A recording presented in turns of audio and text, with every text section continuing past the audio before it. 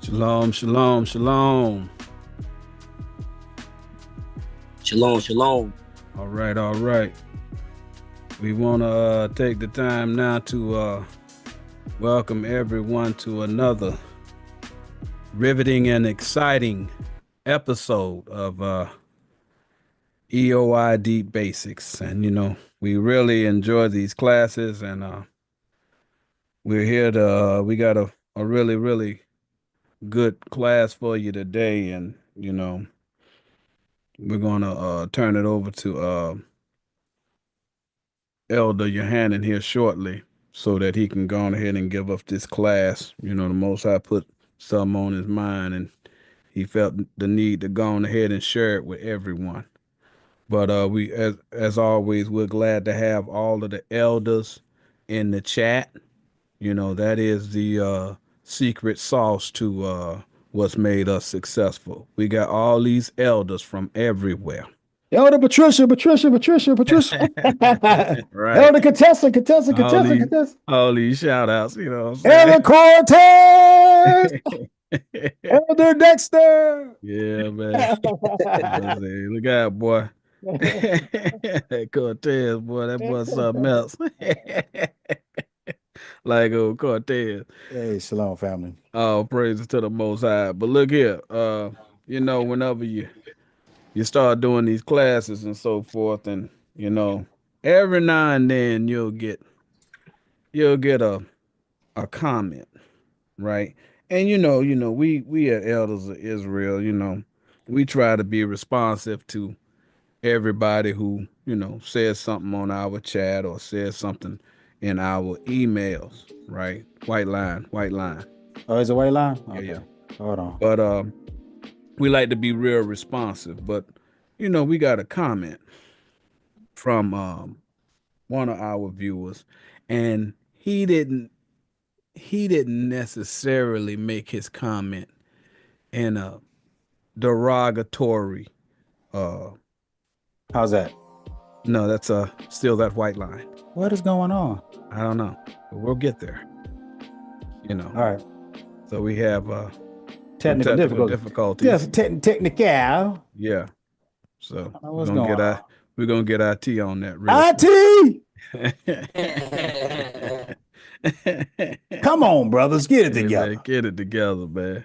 But no, we got a comment from somebody, man, and still, you know. Hold on, let me see. Is it still? Oh no, that's not it. Wow, that's not it. That's my desktop. I don't know. It's saying that it's picking my. Can you see that? There we go. Got that. There we go. Oh man, I tell you, man.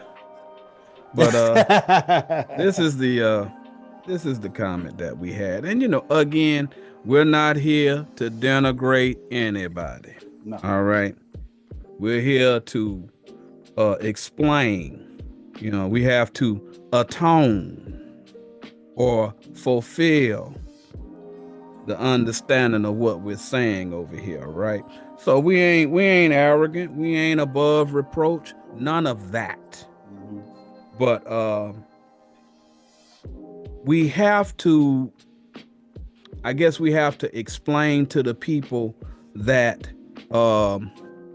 whatever your normal understanding of the Bible is, right? We don't want to offend anybody, right? Pull up that scripture. that says, well, no. Let's deal with this first, and then we go to the scriptures. okay. Well, go on ahead and read that. Right. Make it bigger, because I can. You can barely read it. I can barely read it. You need your spectacles. Hey man, I've got those on, so that tells you how bad my situation actually is. Oh, can I make it bigger? Hold on. Yeah. Can I make it bigger? I don't know, man. See if you can do that little magic that you do, man. I think that it might be to the maximum. Let me see. I don't know, man. Zoom in. No, there you go, man. That's a lot better. Is that better for you, sir? Yeah, I can actually see that. Oh, okay. Just checking. I hope and I thank you for that. Most people wouldn't have considered me. Hey, I gotta love your brother. Same way. Make sure you love your brother. Now, y'all notice this little banter that we have? Look, man, we ain't robots over here. All right? Whatever the spirit move us to do, that's what we do. But we try not to be offensive, and we try to make the class interesting. Oftentimes we go 4 and 5 hours. Mm-hmm. Right. It's hard to teach a class that long, right? And just be straight laced. Sometimes you got to have a little bit of levity in the class in order to keep the people attention toward the class. All right. So that's just our method. It's like, you know what? Would you rather us be phony, or somebody is giving it to you as themselves? Right.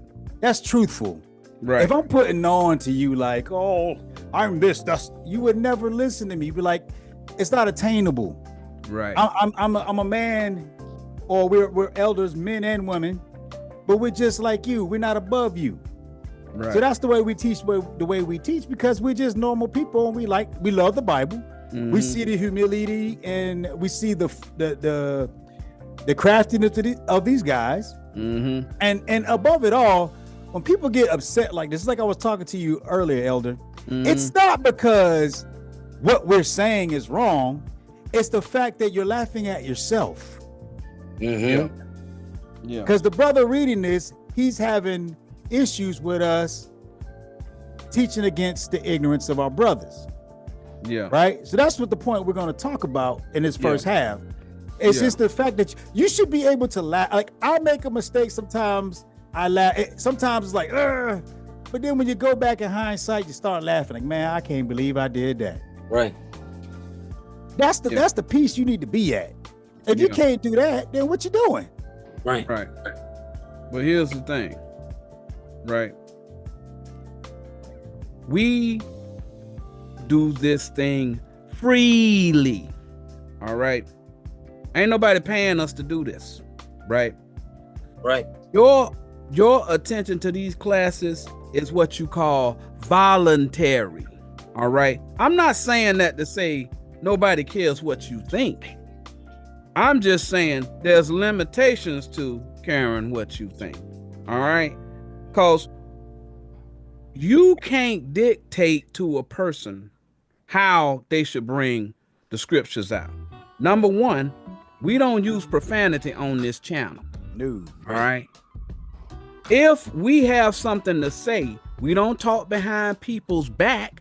We go directly. We'll pull up their video to show you exactly what we're talking about. So we ain't backbiters, right? We address issues head on. All right. And that's what we're going to do with this here. Now, let's go on here and read what he's saying, right? All right. Because there's a couple of things that he's saying on the back end that, caused us for some concern. And we're going to address that. All right. He said, brothers, I love your teaching, but please stop laughing at the ignorance of the brothers and teach with humility. Mm-hmm. And not, I guess he was trying to say as the Pharisees, and stop causing brothers.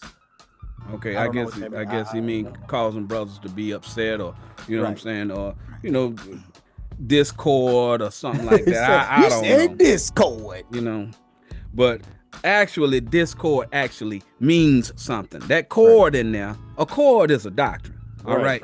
Discord is a disagreement about doctrine. Okay, right. That happens all the time. All right. The difference between us and the next guy is we gonna bring that 2 or 3. Yes, we are.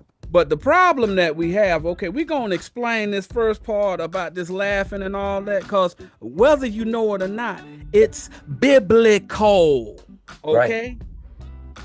It's biblical what we do, right?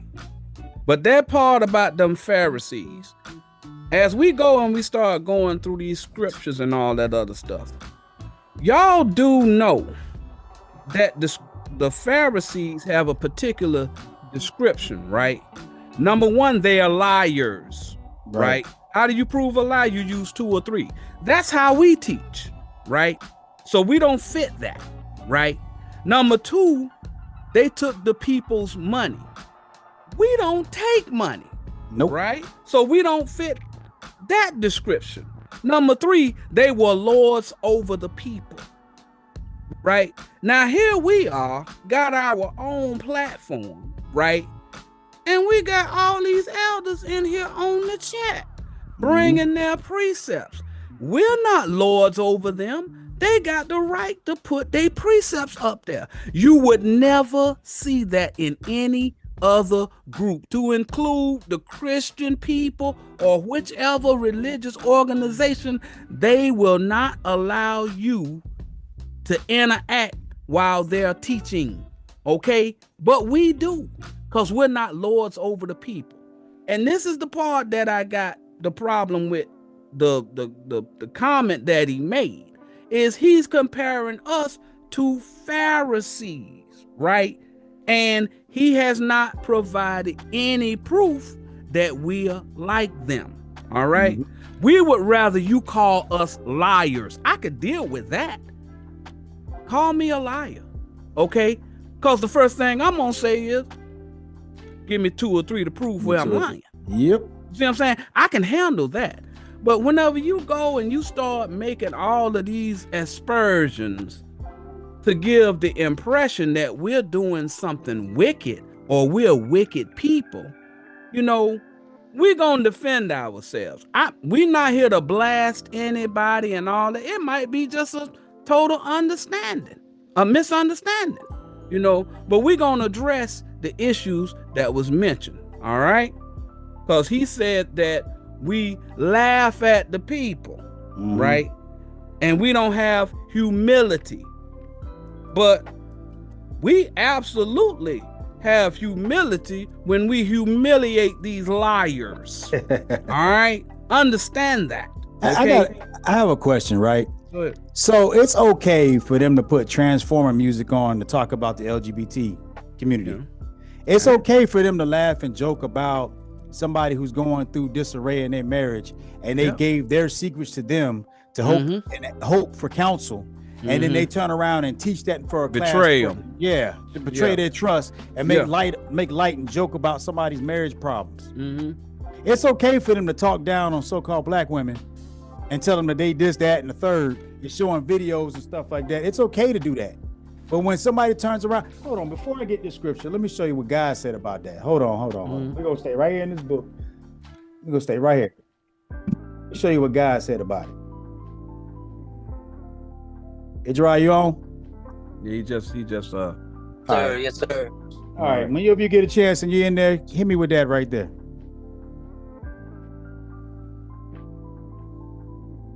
Elder, go ahead and you read that until you get on.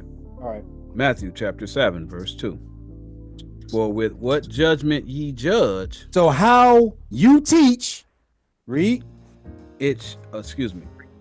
And with what measure ye meet. He says, for what judgment you judge, for how you teach in this word, you're going to be judged by it. You're going to be taught against. Read. It shall be measured to you again. Guess what? How you coming off at that people is how somebody's going to come at you to correct you.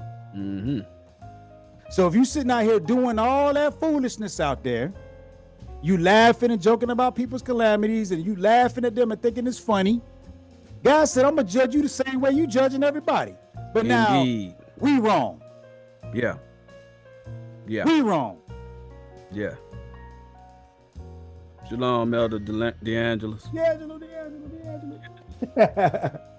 Yeah.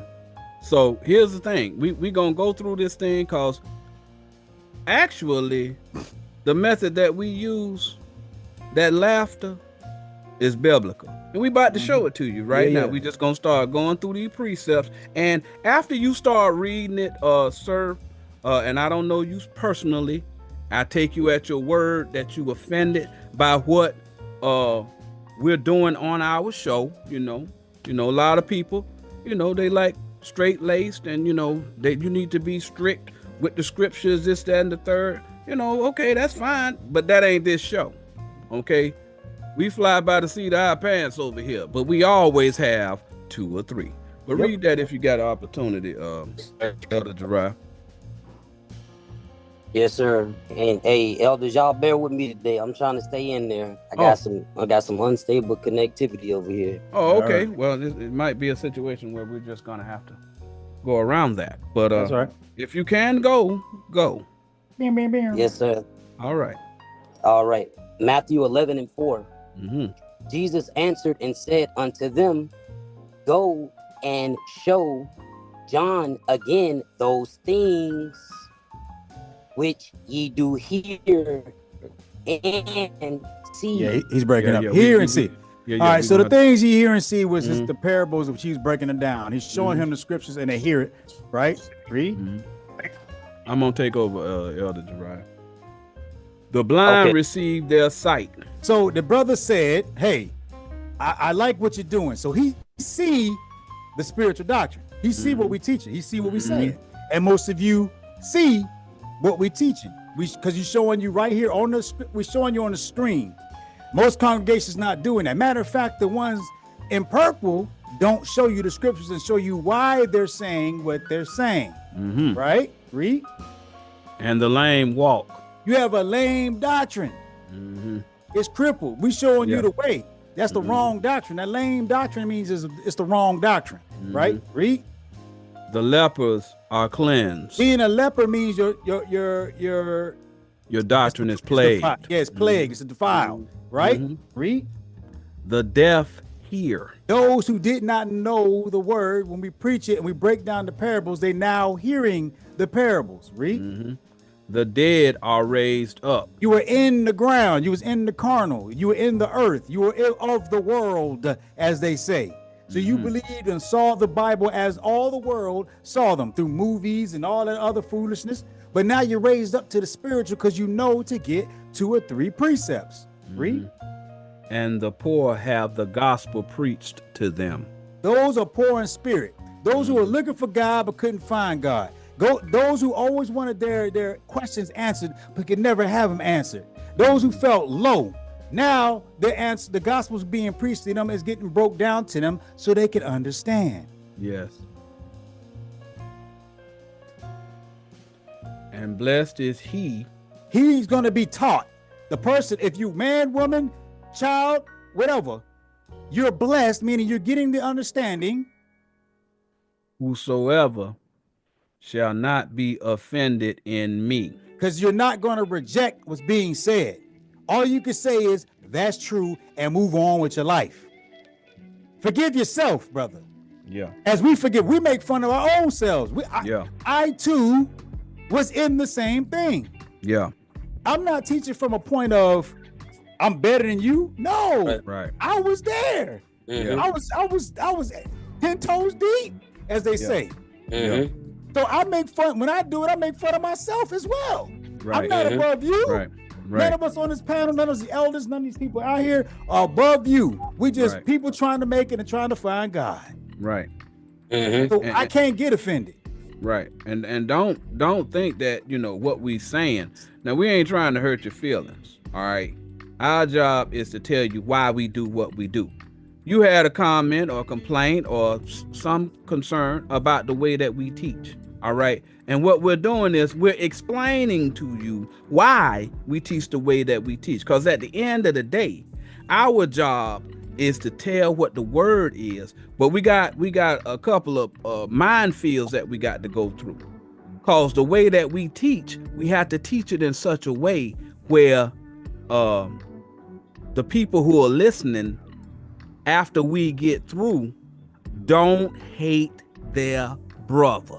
Correct. Right. All right. That's our job. We got to teach it a certain way. Because if we cause hate, to the viewer, then now we done went and we done caused people to hate their brother. Right. Now right. I'm gonna let y'all in on a little secret. All right.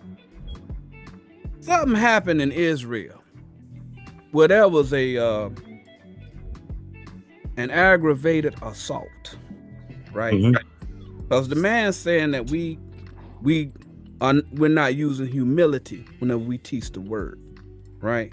There was this particular aggravated assault that happened, and somebody was severely hurt, right? And the person who did the assault happens to be from IUIC, right? Yep. Now,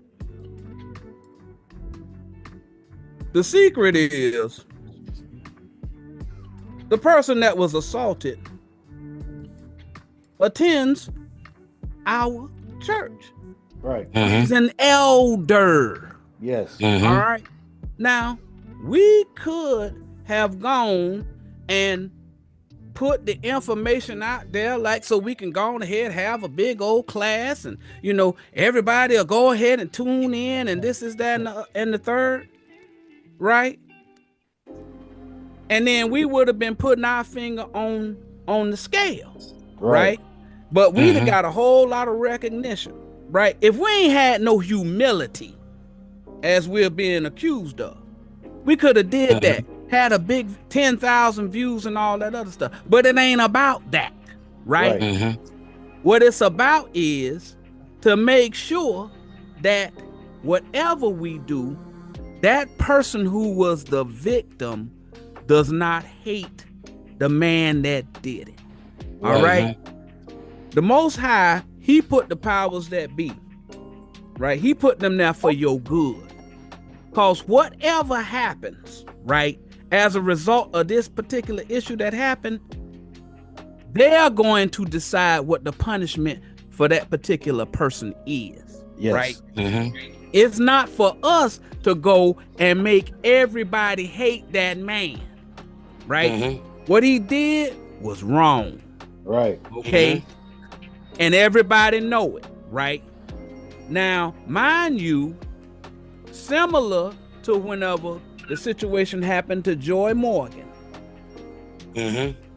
IUIC has closed ranks, and they are spending money to get defense for the person who did it, right? That's on them, right? It's not for us to tell them what to do, right? But we could have went and used this opportunity to make a whole lot of, a lot of views and all that other stuff. We didn't do that. And we ain't gonna do that. We not gonna do it because we don't want that brother to hate that man. Whatever justice that the Most High says through them people, through Mount Seir, the seer, the powers that be, whatever that judgment is, brother, you have to accept it and move on, because if not, you're gonna hold a grudge. And then the Most High can't deal with you. Right. If we blow that thing up and he like, yeah, I'm on a mission, right? It's real easy. Just like it's a lot of people who came here from different lands, from different countries, and they crossed the border illegally, right?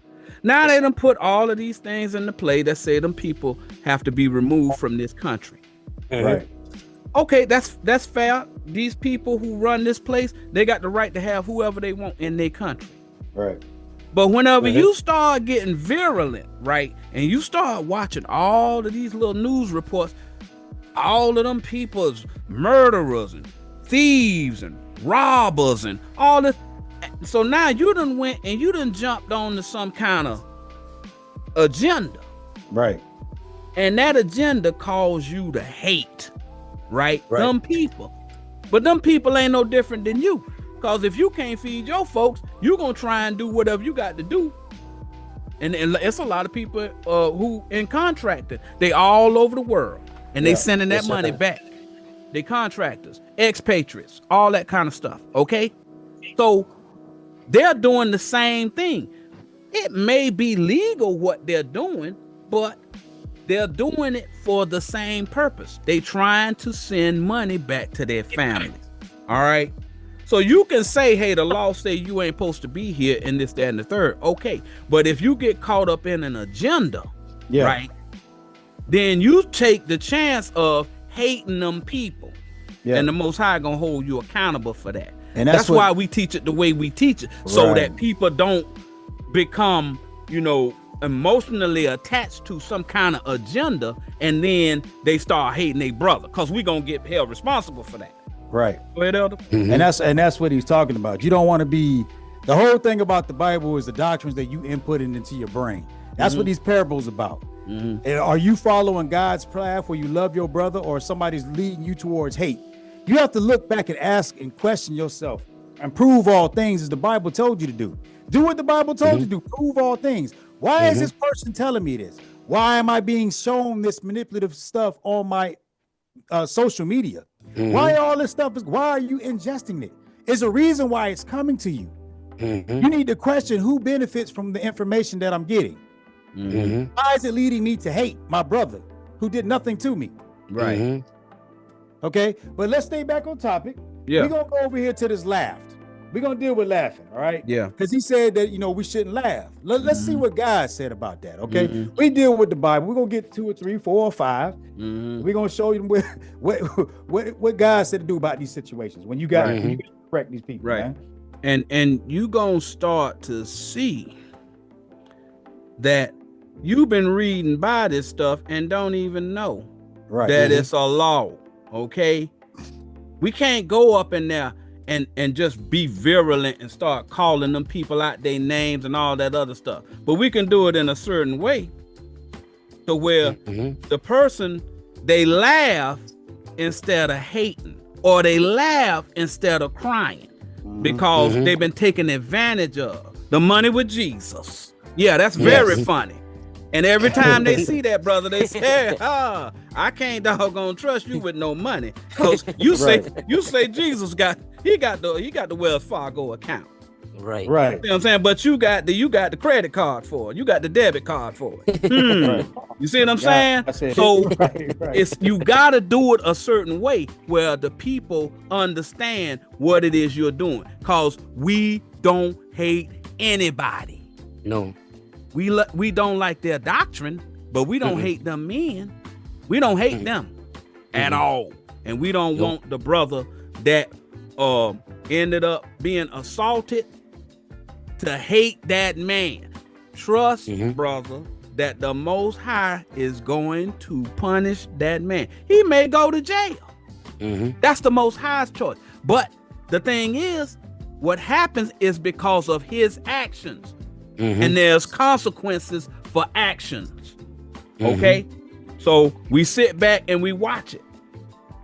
But whenever it's done, it's done. Go ahead, read that, Elder. Yes, sir. Ezekiel 32 and Ezekiel 23 and 28. For thus saith the Lord God, behold, I will deliver thee into the hand of them whom thou hatest. Then he look at that right there. You sitting there hating, now he gonna deliver you into their doctrine. Yep. What we just talking about right now. Read. And into the hand of them from whom thy mind is alienated. You separated yourself from them people and started to hate them.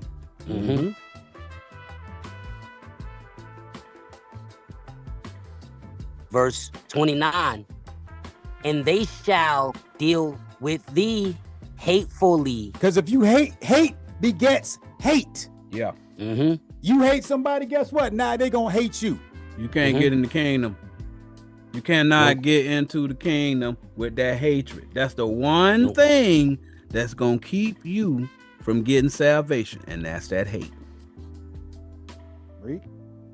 And shall take away all thy labor. That what you've been doctrining in your mind because you thought you were righteous. Now they're gonna break it down from you and take away your doctrine, your righteousness now. And shall leave thee naked and bare. You don't have the armor of God on you. Now you in full sin. Read. And the nakedness of thy whoredoms shall be discovered. When you start going into these different doctrines and started going into that hate, now you're going to be shown that everything that you said was foolish. Everything that you learned was foolish. Yes. Now we got the 2 or 3 to show you what's right. And instead of all them history books and archaeological documentaries and movies and stuff like that. Hey, I got something to say before I get on to this class. And I'm gonna leave this challenge. You can start right now before we get into this class. I need somebody to give me 2 or 3 witnesses that show me that Herod and Pontius Pilate were white people. You can leave it in the chat, or you can leave it in the comment section when you come back and watch this video again. I want you to do. I aim you a challenge. Read on. Yes, sir. Both thy lewdness and thy whoredoms. You're disrespectful, and you're running off into these different doctrines. That's the whoredom. The woman is the wisdom, and the defiled harlot is not talking about somebody sleep around carnally. You talking about you jumping into every doctrine, every zondervan, yes, every concordance, every movie. Verse 30. I will do these things unto thee.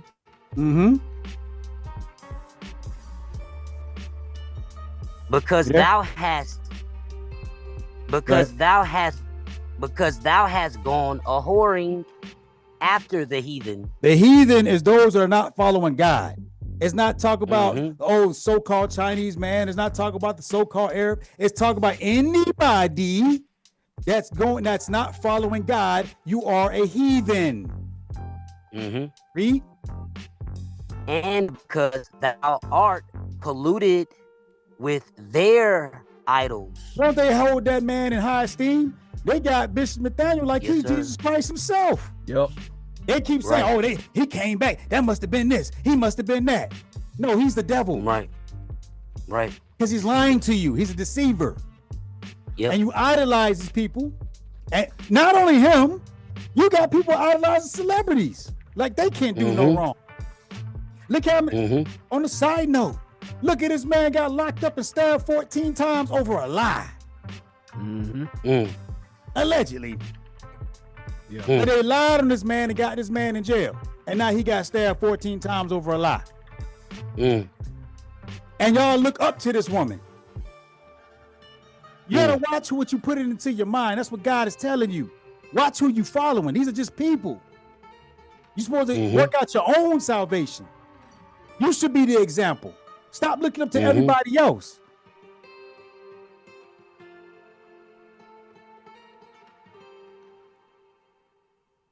Verse 31. Thou hast walked in the way of thy sister. Thy sister is the sister doctrine. So instead of love, you went into hate. Therefore will I give her cup unto thine hand. So now that hatred that you showed them, guess what? It's not going to be showed to you.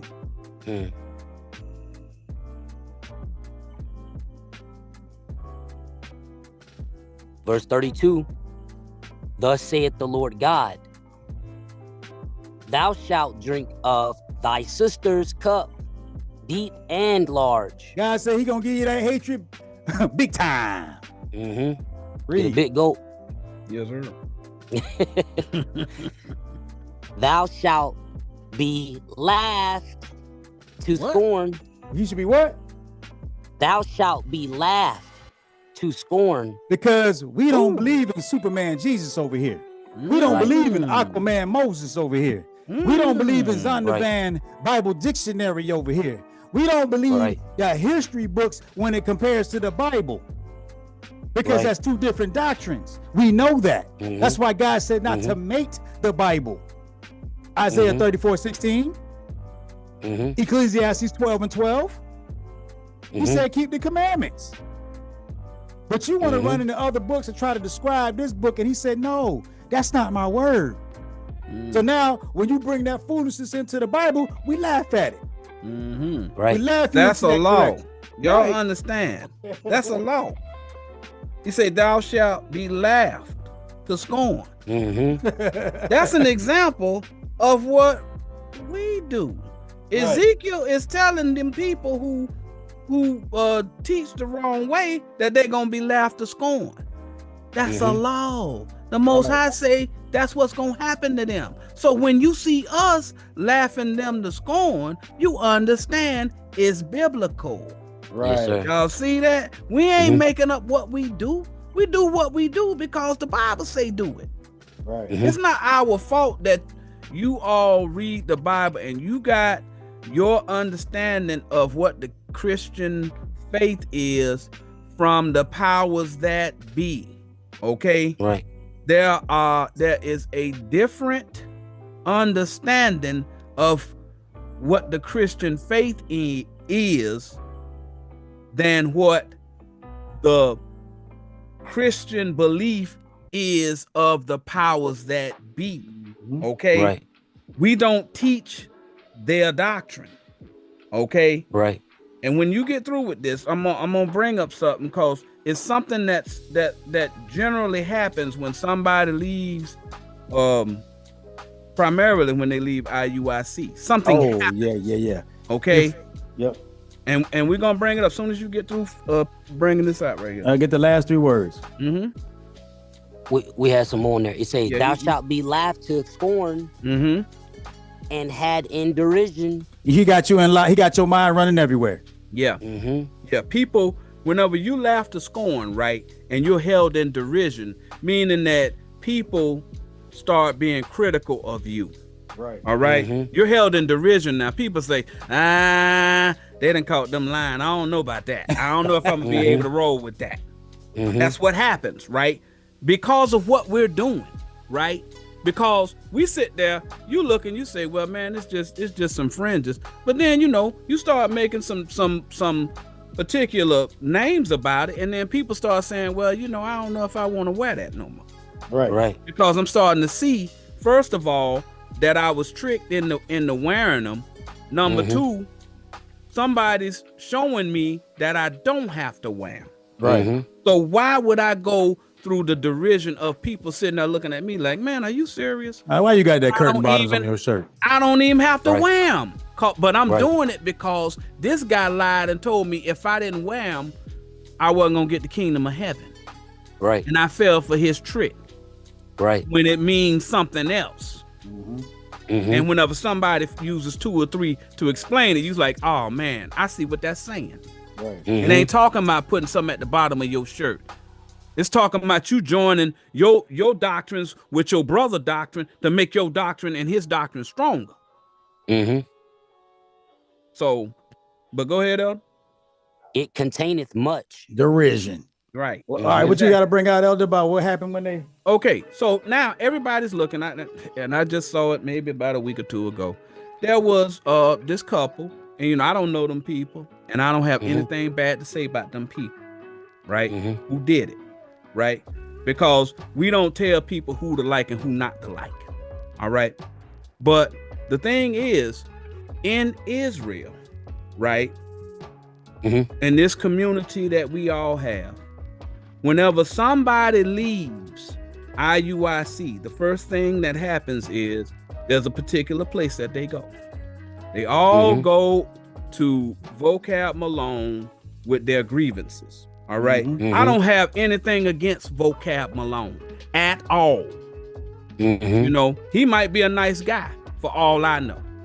But just so that you know, there's a difference in the doctrine that we have and the doctrine that Vocab Malone has.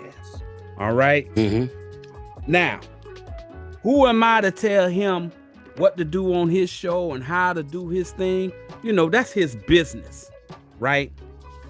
But remember whenever we was talking about the things that you do, right? And we was talking about this particular elder over here and how we kind of sort of kind of pulled away to pull him from hating what happened to him, right? But then there's a person who might go and pick that sword to cause that kind of derision between people, right? And that's whenever the primary doctrine here in this land is Christianity, right? Christianity is different than what the Bible is saying. All right. The doctrine of Christ is different than Christianity. I'll say it like that. And we have the one thing that redeems the Christianity doctrine is the love your neighbor part. That's why they John. They like John That's the Baptist. Right. They John the Baptist. Right? You can't get away from the fact that their primary teaching is love thy neighbor. That is the doctrine of Christ. All that other stuff with, people walking on water, he reached over here and grabbed this man's hand and all of a sudden the bones straightened out and all that other stuff. All of that stuff. That stuff ain't real. Aquaman Moses. And we proved it, right? So the situation is this right here. There's only one particular group that left IUIC that ain't given that hasn't had an interview per se with Mr. Malone. All right? Right. And that's us. Now, I can't prove it. Right? But I kind of got an idea why. All right? Because here's the thing. The Most High say you can't have no respect of persons. Right? Whenever we started teaching this doctrine, right? We started to explain that a lot of the stuff that they teach in Christianity is not biblical according to Christ. I'll say it like that. Whenever you start explaining stuff in such a way where it's biblical according to Christ, then the agenda of the people who are teaching the Christian doctrine is in jeopardy, because you can prove walking on water talking about something else. Right. Splitting that Red Sea is talking about something else. Right. Swallowing up that whale, it's talking about something else. In his mind. See what I'm saying? So now you start to realize that the Most High, he is critical of the Christian doctrine the same way he critical of the Israelite Jacob doctrine. Right. All right. So the reason why you haven't seen us interact like that is because the stuff we say is critical of what Mr. Malone doctrine is. All right. So again, we don't hate him. Nope. We don't wish any bad or ill will toward him. Or no man. Right. And we don't call him names, because he got the right to believe whatever he wants, just like we do. But that man he's not been offensive to us.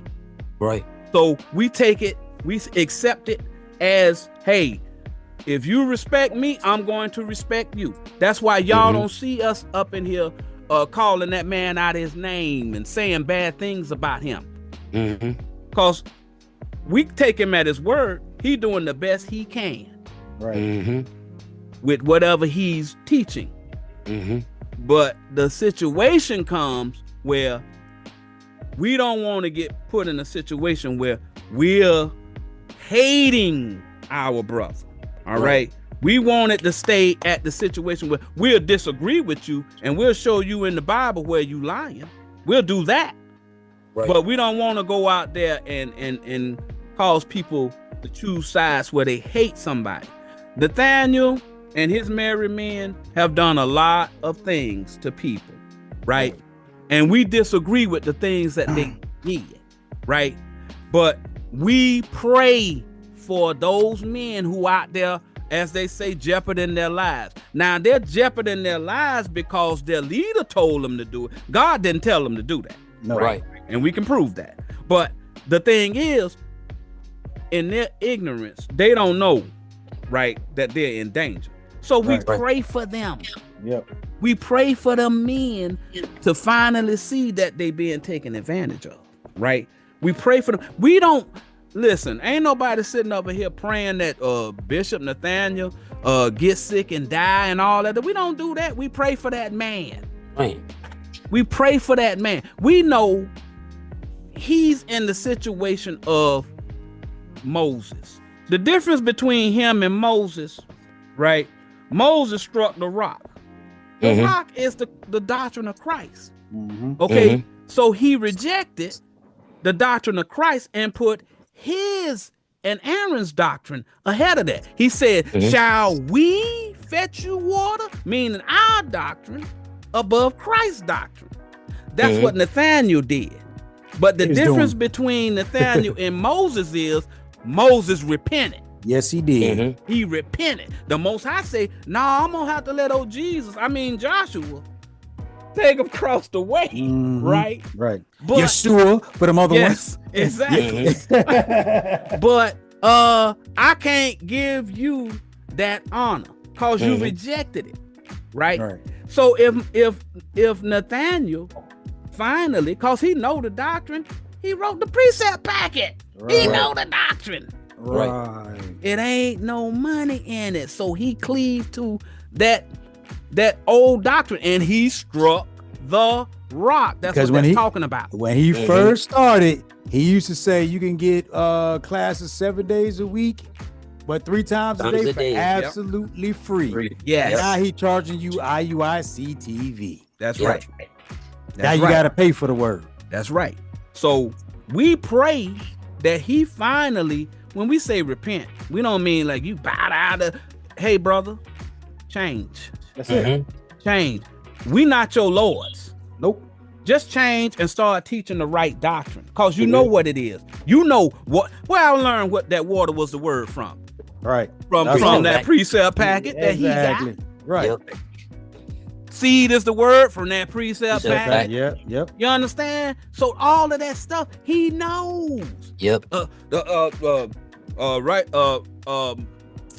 did he say the other day? The cord is the word. Yes. He said righteousness shall be a everlasting righteousness, and the law is the truth, or something like that. Right. Yep. Bruh, that's in his. He used to teach that. And he just taught the word law. It mean the truth. He just taught the garment was the word. Bruh, he know what it means. That's what I'm telling you, right? So at the end of the day, right, what we do what we do in order. We do it a specific way, right? So that whenever you get through watching our program, you don't hate them people. That's right. If anything, you're laughing them to scorn, just like the Bible said. Go ahead and get your next one up. Yeah, get this one here. So we got to move along because I got to get to the meat and potatoes. Okay. Yes, sir. Isaiah chapter 37 and 22. This is the word which the Lord hath spoken concerning him. The virgin. That's an undefiled doctrine. The daughter of Zion. Undefiled spiritual doctrine. Read. Hath despised thee. That ignorant carnal doctrine that you're teaching. Read. And laughed thee to scorn. That's twice. Read. Yep. The daughter of Jerusalem hath shaken her head at thee. That's what we do every time we teach. We shake our head. Every time we see them dudes out there with that carnal foolishness, we just shake our head. Man, look at these poor people. Lord, forgive them. They don't know what they're doing. Yeah. That's what it is. Let me get one more so we can get to the meat and potatoes. Yeah. Because we're moving right along. We've spent the hour house cleaning. Yeah. So we've got to move along. But it's important that y'all know. There's a scripture that say, if you love me, keep my commandments. Yep. That's what love is. It ain't a hug and a kiss. It ain't, well, you know, I'm going to invite you over to the barbecue. No, it ain't talking about that, y'all. If you love somebody, you teach them the spiritual doctrine. That's love your brother. All right. All that other stuff where your opinion of we not loving our brother because we're correcting them, when the Most High in Isaiah 58:1 said, cry loud, spare not, lift up your voice like a trumpet. He's telling you, correct them people. And that's what we do. We just do it in a somewhat comedic form. We got Isaiah 13:13, Matthew 10:14, Matthew 11:7. Is that for mountain? I think that's for shape. Virgin, we got Isaiah 7:14, Matthew 1:23, Matthew 25:1 for what a virgin is. Write that down in your Bible and your books. And as you all those that are, I know it's an hour in, but if you do not see the chat, go over to the live. I meant to say that at the beginning of the class. Go over to the live and you can get the precepts. The precepts are there. They're not going to be in the replay. They're going to be in the live video. You can see, check the chat. All the precepts are flying out there. Okay. Yeah. All right. Moving on. Let's get the third one. I got one. Okay, what you got? Just one.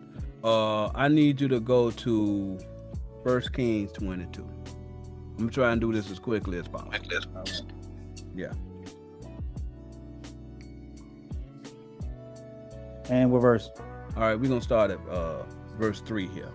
It's talking about whenever Jehoshaphat came to see I think it's Ahab.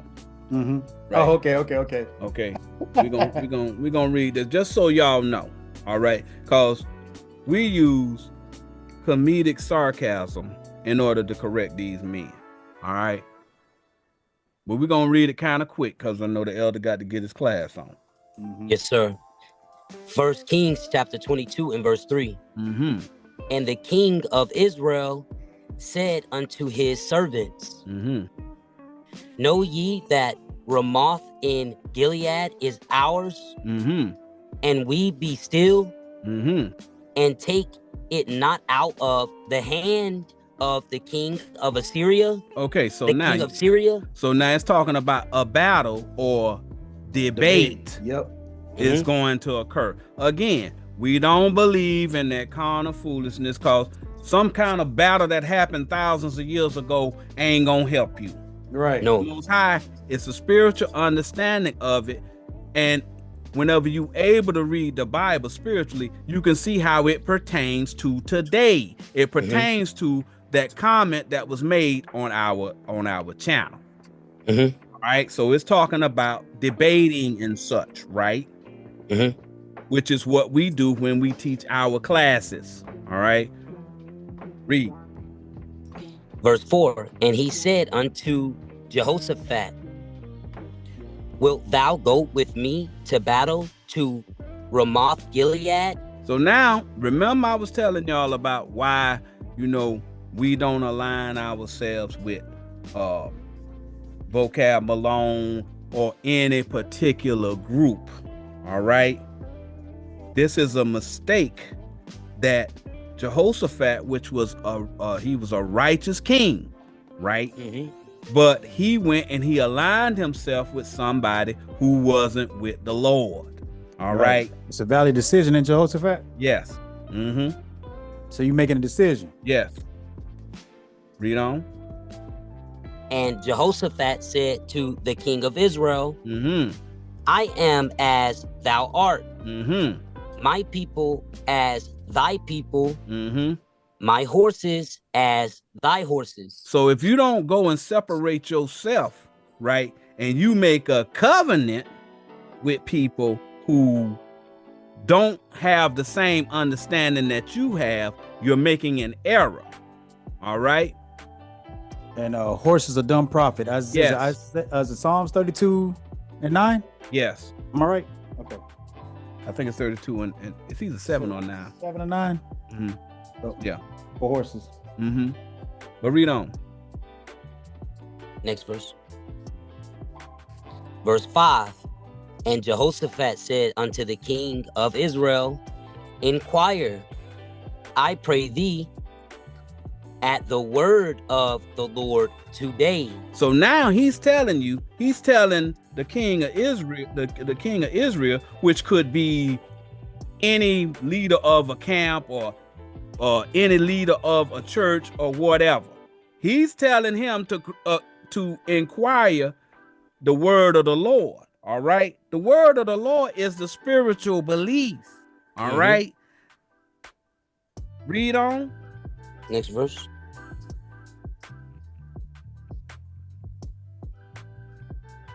Verse 6. Then the king of Israel gathered the prophets together, about 400 men, and said unto them, Shall I go against Ramoth Gilead to battle? Or shall I forbear? And they said, Go up, for the Lord shall deliver it into the hand of the king. So he's saying that those carnal prophets started telling what they believed was going to happen based upon their carnal understanding. Look at what Jehoshaphat said. Next verse. All right. Verse 7. And Jehoshaphat said, Is there not here a prophet of the Lord besides, that we might inquire of him? So Jehoshaphat knows there's a difference between a carnal prophet and a spiritual prophet. All right. That's what he's telling you. This is never taught. Okay. All of them carnal prophets telling you this how you get salvation. And Jehoshaphat knows that that's not the way. You got to go through 2 or 3 to get the proper understanding. But suffice it to say, the king, he ends up telling them that, well, we got one of them spiritual prophets, right? And he said he always give me a bad report. Right? That's what he say. All right. So he's telling you that the spiritual prophet is going to be against the carnal prophet, because y'all keep saying y'all need to come together. He's telling you, he's showing you through this story that there's a difference. All right. So now, go drop down to verse 13.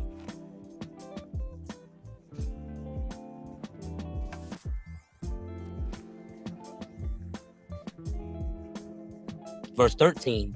And the messenger that was going to call Micaiah.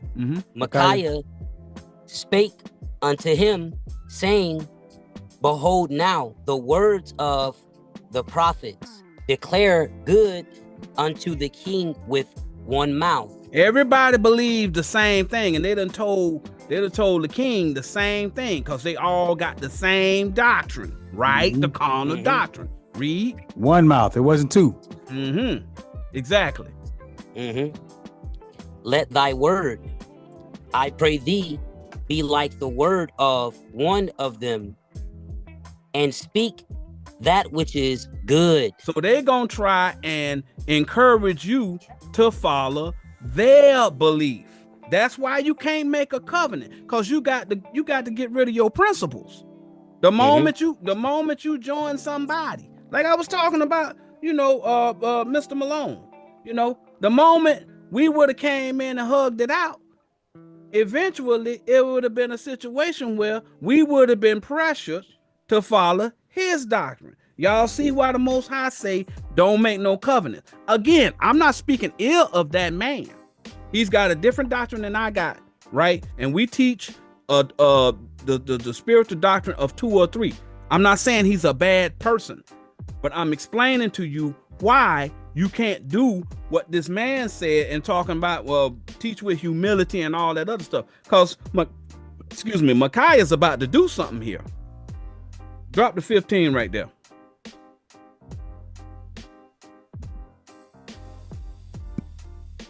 Verse 15. So he came to the king, and the king said unto him, Micaiah, shall we go against Ramoth Gilead to battle, or shall we forbear? And he answered him, go and prosper, for the Lord shall deliver it into the hand of the king. So now, you can't see it, but what he just said, he said it to the king sarcastically. He said, yeah, everybody else said it, so I'm going to say it too to you, king. Go forth, king, and you're going to prosper. He said it like that. The same way that we used our tone whenever we are criticizing these lies that these camps tell. All right? Now, here's the proof of what I'm saying. Read. Next verse. Yes. Verse 16. And the king said unto him, how many times shall I adjure thee that thou tell me nothing but that which is true in the name of the Lord? So he's telling him, I know by the way that you talking that you are lying or you are being sarcastic. That's an example right there. Again, the person that made the comment, I don't know who he is, but we're showing you, sir, that what we do is scriptural. All right. We're not going to change the way that we teach these people.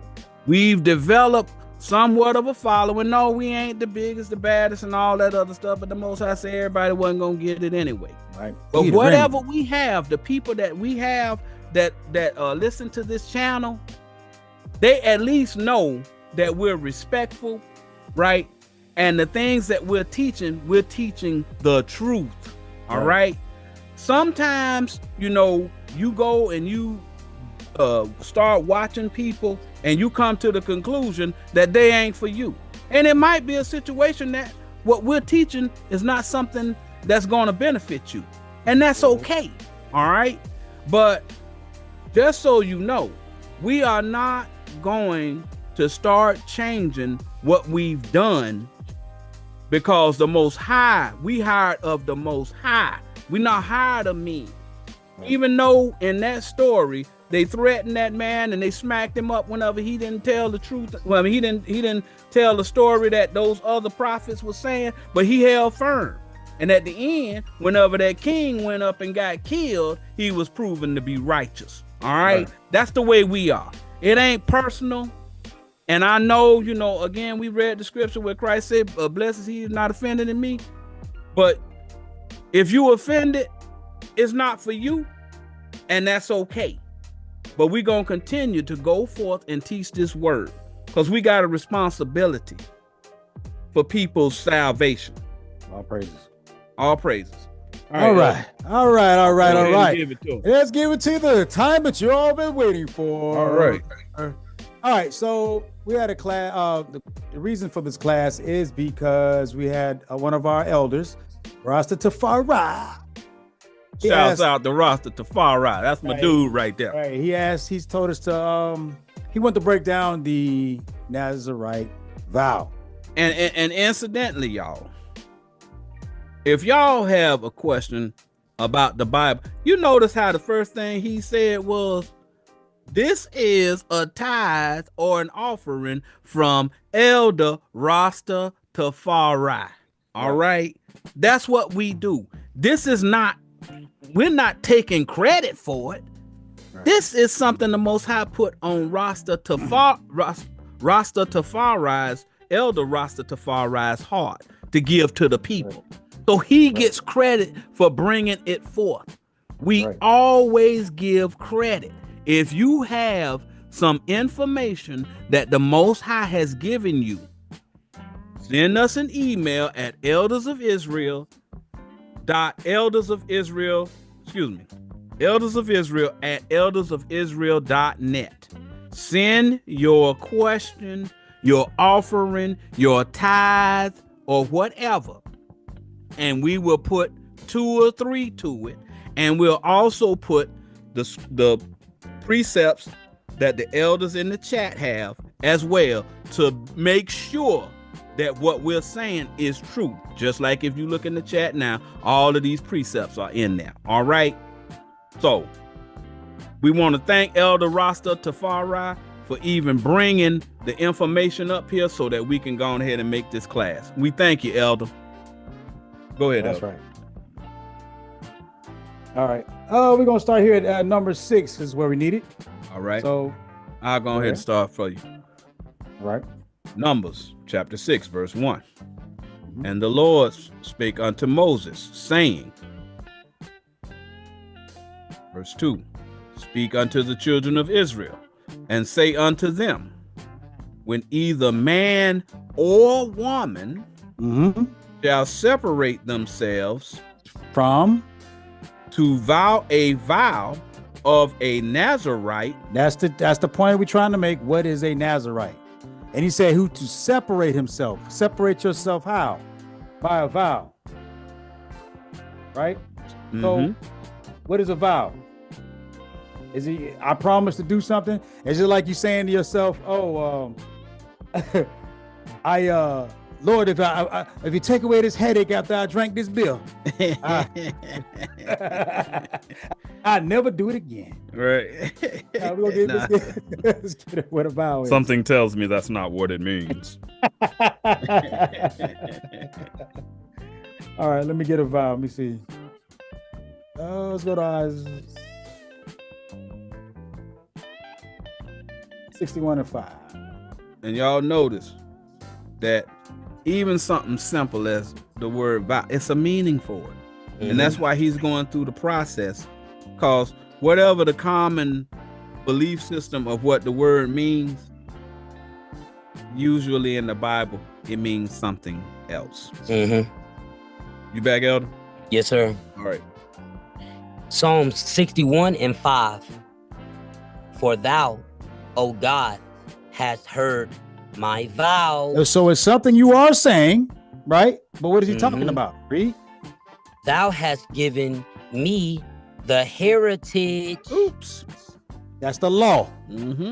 Read. Of those that fear thy name. So the vow is something that you're teaching. You're teaching the word of God. That's your vow. Yep. Let me go to So it's saying the heritage of those that fear thy name, the ones that fear his name, is Israel. Okay, the heritage of Israel, that's the spiritual doctrine. Yep. Israel converted. The law of the Lord is the heritage. Yes. Right. Absolutely. That's 2 or 3. Yes. Jonah 2 or 3. My second one, Jonah 2:9. Hey, you're not gonna believe. Kind of funky over there. I know, man. Right? Oh man, somebody's picking on that guitar. I know. Right? that smooth sound. I know that's right. Jonah chapter 2:9. But I will sacrifice unto thee with the voice of thanksgiving. That's a sacrifice. It's something you teach also. We'll read. I will pay that I have vowed. Salvation is of the Lord. Salvation is of the Lord. So the vow is something that you're teaching. So now we go back here. Yes. Read that again. Numbers 6:2. Speak unto the children of Israel and say unto them, when either man or woman shall separate themselves to vow a vow. So you're teaching something. Read. Of a Nazarite to separate themselves unto the Lord. Okay, so now you separated yourself how? Is it carnally or is it spiritual? Spiritually. The Lord is spiritual. Right. Verse 3. He shall separate himself from wine. Okay, so is he meaning that you're not supposed to drink? No, that's not what he's talking about. What is wine? Wine Doctrine. is doctrine. Doctrine, that's right. So when you must separate yourself from these different doctrines, right? Read. And strong drink. Strong drink. That's some strong doctrines. I'll give you an Look example in of the that. chats, you know, we're gonna be keeping it up, and y'all elders, make sure y'all put these precepts in the chat so these people can follow along. Right. Let's get keep reading. And shall drink no vinegar of wine. So what is the vinegar? What is the vinegar? Did they give Christ vinegar while he was Yeah, on? they did. Something sour. Oh man. Not necessarily tasty, man. Especially that apple cider. But yeah, that's another class. Right. Man. Oh, sorry.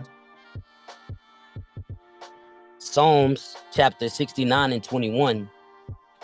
They gave me also gall for my meat. What is gall? You got to think about what is gall. That's the bottom part of your stomach. Mm-hmm. All right. Let me give let's get that gall. It's bitter. Deuteronomy. So y'all know what gall is. 32. That's an easy one to remember. All right.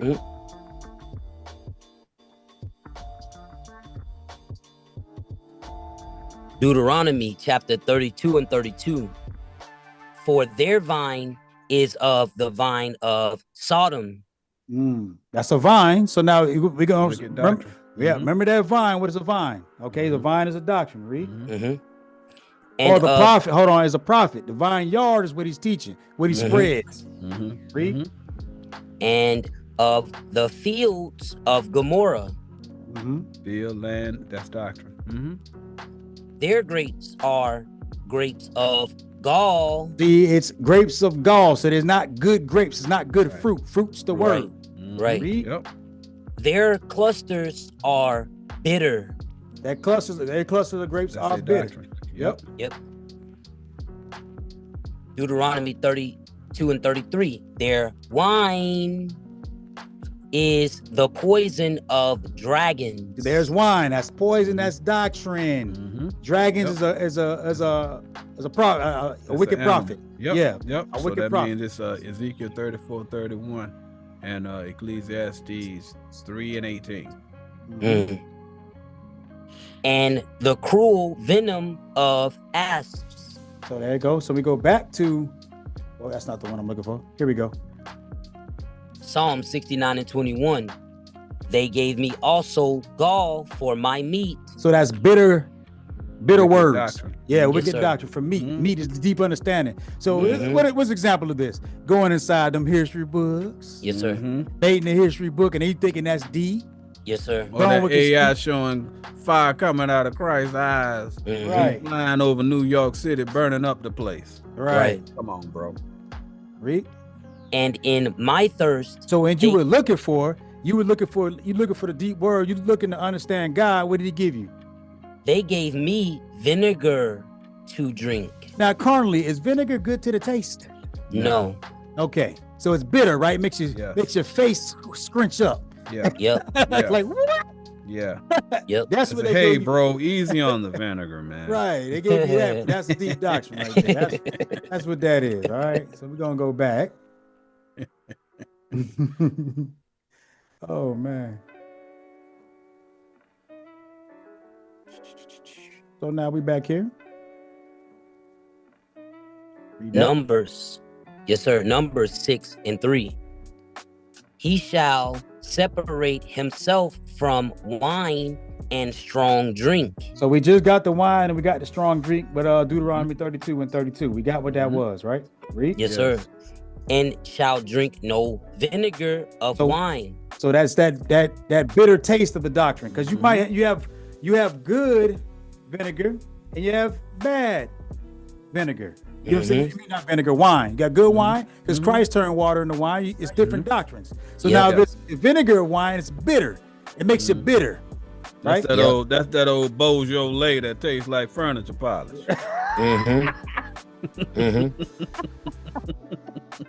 And if I'm not mistaken, wine will turn to vinegar if it's overaged. It's oil. Right. And then we got Elder Cortez got a precept for cruel. I don't know what POR is though. They were here. Read. Or vinegar of strong drink. That bitter or that deep understanding they claim that they're giving you. Neither shall he drink any liquor of grapes, nor eat moist grapes or dried. Dried ain't got no flavor to it, no water. It's raisins. Now let's deal with this wine, all right? Let's go to the. Let's see.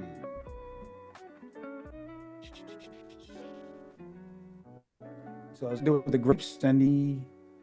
Y'all pardon me. Something happened to my notes, so I'm kind of flying off the cuff here. You're doing great. Thank you, because I'm trying to go by memory right now. No, you're good. All right, 16. Like I said before.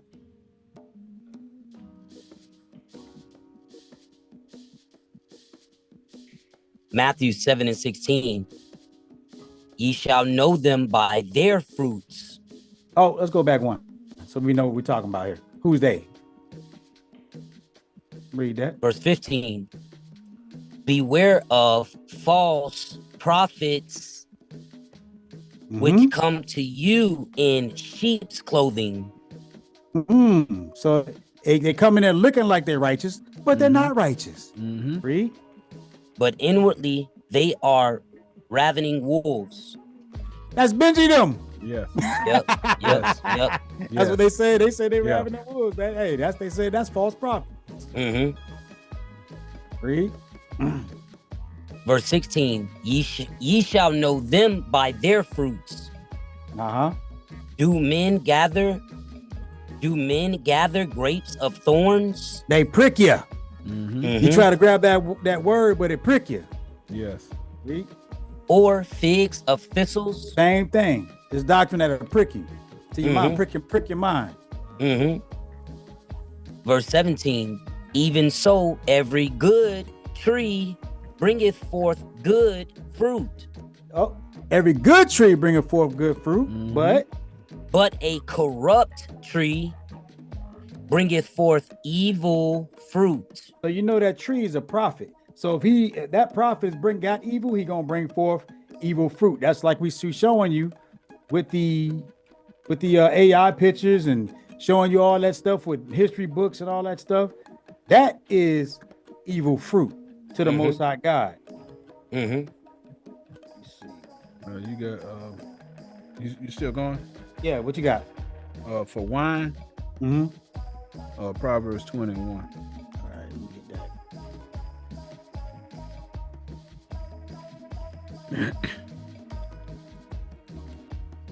All praise to the Most All High. praise to the Most High. Praise.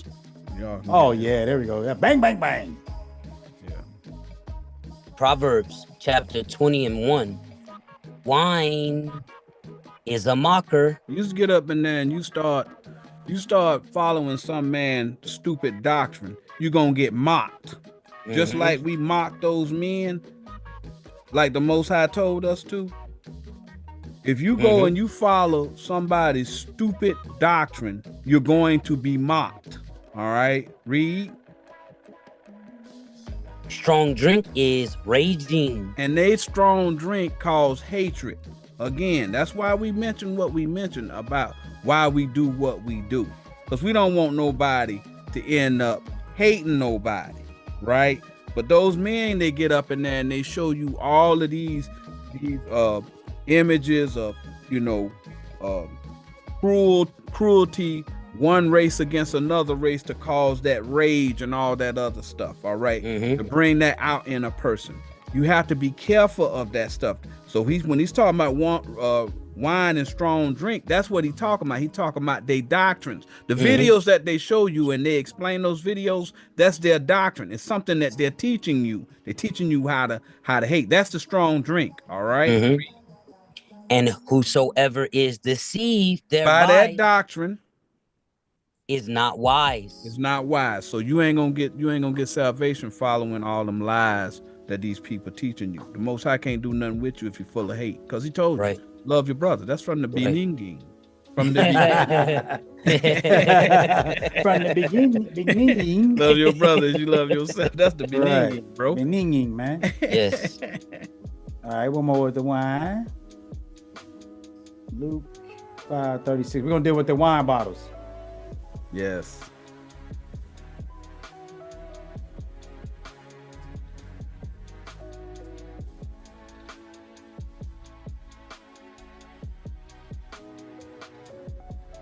He come down just a little bit, Elder.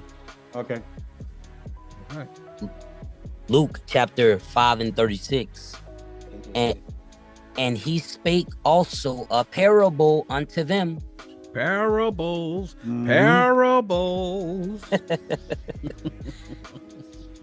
No man putteth a piece of a new garment upon an old. So he's talking about a doctrine. See, when you get this spiritual understanding, you can't put this spiritual understanding on while you're still hating your brother. Right. You're gonna reject it. That's what he basically telling you. Read.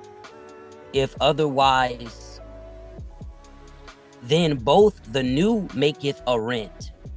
It's going to, when you divide it, it's not going to seem right to you. Read. And remember, like we was saying, you can't put a new garment on an old. Like I was talking about, whenever somebody tries to get you to join their group and you got a different doctrine than they got, and they want you to mix doctrines. That's kind of like what it's explaining to you right here. You can't put your new doctrine on the, and weave it into that old doctrine, because it's going to be defiled. You mixing it. Y'all see what's going on? It's not going to be aesthetically pleasing. Right. And thank you, Elder Cortez, for them precepts, for all Crew praise. And for Mock. But go ahead, Elder. And the piece that was taken out of the new agreeth not with the old. See that? He's using the word agree. Right. It's not going to agree. It's not going to agree. That's right. You're not going to agree. You got two remember, I was talking about the doctrine of Christ and the Christian doctrine of today. They're not going to agree. All right. They're not going to agree. Right. Because you can't have hatred in your mind. You're not going to see this doctrine. Yeah. You're going to reject it. Yeah. And it's funny.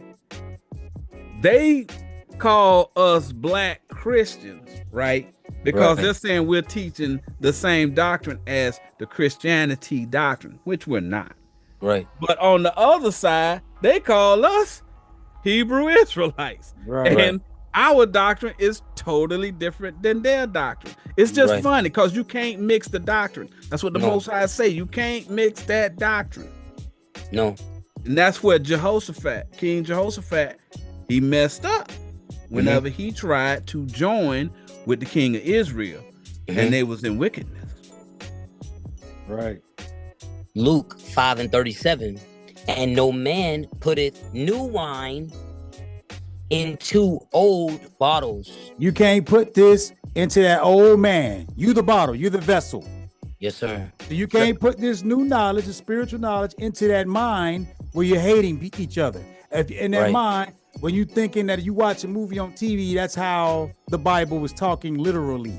It won't mesh. You won't get it. You won't start understanding the parables. Read. Else the new wine will burst the bottles. Like I said, you're gonna reject the spiritual understanding. The new wine, you're gonna reject it because it's gonna come out your mind. You're gonna forget it. Right. And be spilled. Rejection.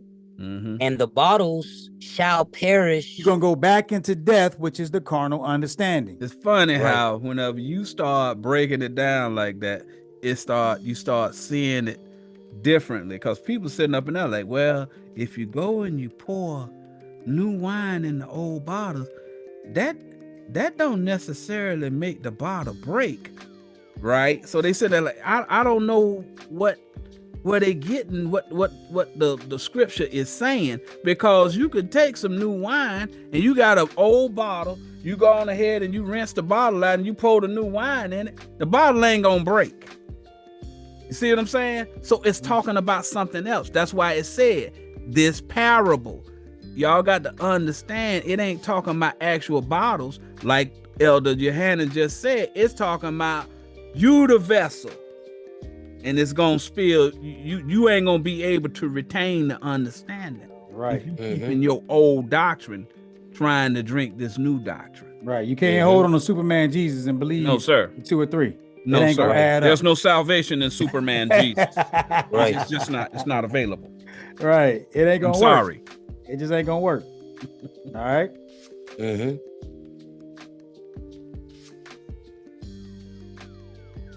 Verse 38. But new wine must be put into new bottles. So your mind has to renew. You have to become anew. You got to forget all that stuff that you learned before and start taking, just reject that, stop eating that, fast from that. And purge yourself, yes. Right. And then purge that understanding. Yep. Start working on not hating your brother. Right. Then you start to see it. Right. Then that wine that God has given to you, it start to get into your mind. Yes. And both are preserved. And both are preserved. Yes. All praise. The vessel and the wisdom. Yes, sir. Verse 39. No man also having drunk old wine straightway desireth new. You know what happened? It's called cognitive dissonance. That's what happens. You have that old hatred. Yeah, he saw the white man. All nations, blah blah blah. We were all kings. But can only be one king. Right. So how are you all kings and queens? Right. It's only one king per region. Right. Come on, man. You see how you've been duped? Yeah. There's only one president. Yeah. Right. Right. But how you all kings? We weren't all kings. Right. Somebody had to be the builder. Somebody had to be the plumber. Somebody had to pave had to knock off those dirt roads. We could run them churches. That's right. Somebody better pick up this trash around here. Right. And who making them candles so I can see at night? Right. Somebody had to do that. Right. So we all weren't kings. Stop with that lie. You weren't. Right? That's never been in history. Only one king. Right? That's a lie. That's the old wine.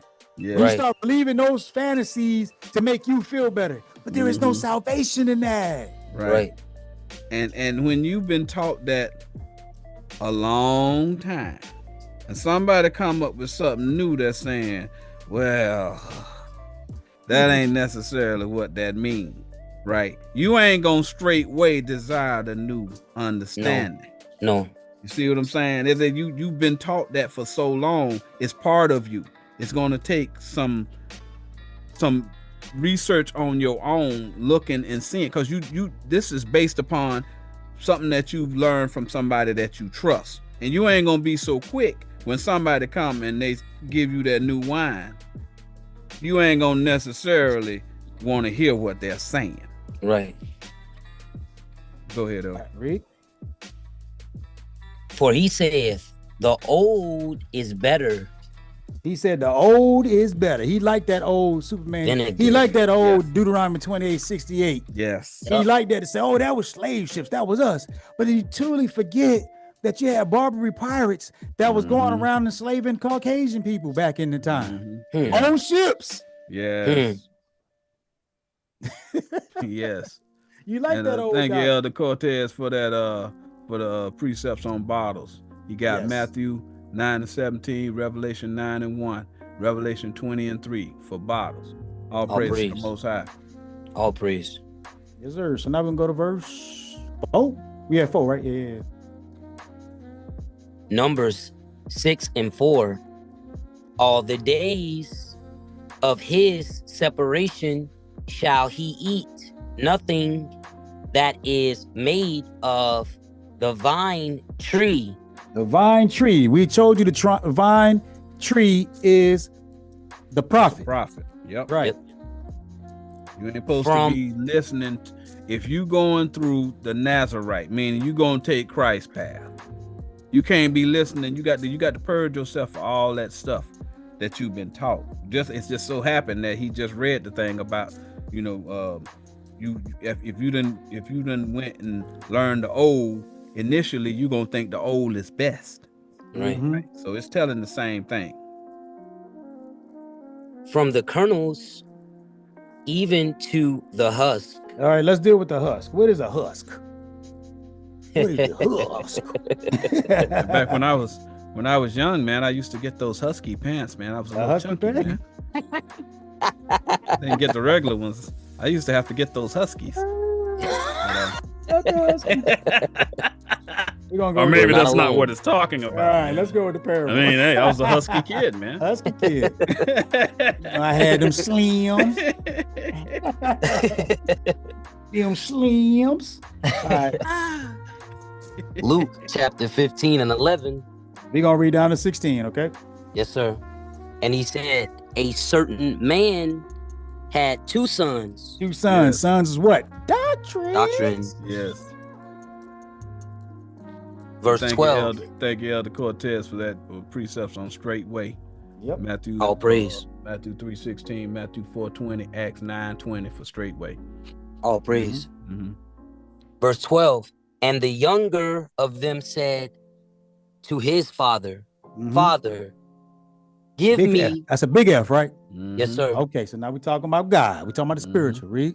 Yes. Give me the portion of goods that falleth to me. So he was trying to get his understand.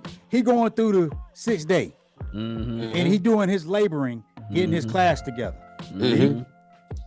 And he divided unto them his living. So now he had the carnal, and now he getting the spiritual. So he got it carnal now, and he got the spiritual. That's the 2 sons. Read. Verse 13.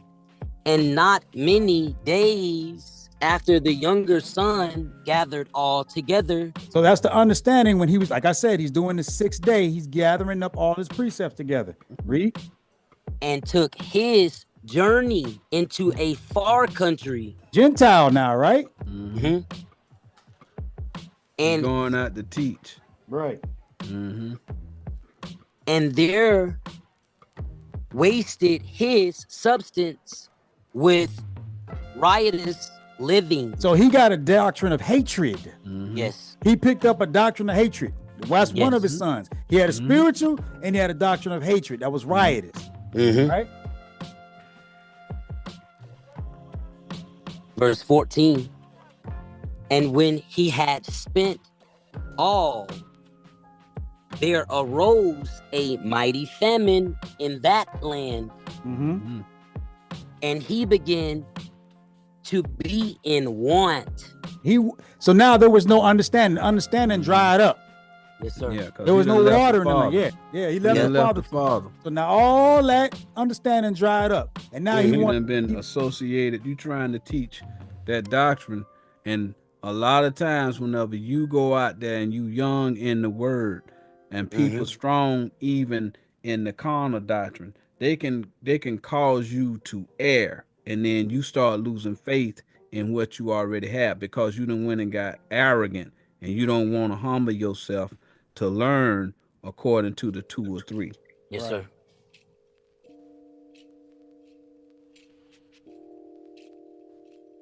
Verse 15. And he went and joined himself to a citizen of that country that was doing that riotous living. So he went and made a covenant with that person in hatred, that riotous hatred doctrine. He started a doctrine that made him hate his brother. That's what I kept telling y'all earlier at the beginning. Watch what you've been manipulated into your mind. Right. You need to discern, is it peaceful or is it riotous? Right. Read. And he sent him into his fields to feed swine. Swine is a dirty, nasty prophet. Yes. Yes. A low down, dirty They ain't prophet. talking about no pork chops, y'all. Nah, he ain't They talking ain't about- what it's talking about. They ain't talking about no pork chops. No. I don't eat pork personally, but it ain't talking about pork chops. All No. right. Right. You can do whatever you want, but the context of this is not talking about no pork chops. Right. All right. A swine is a beast. Yeah. A beast is a man. That's A carnal man. Right. Yes. Yep.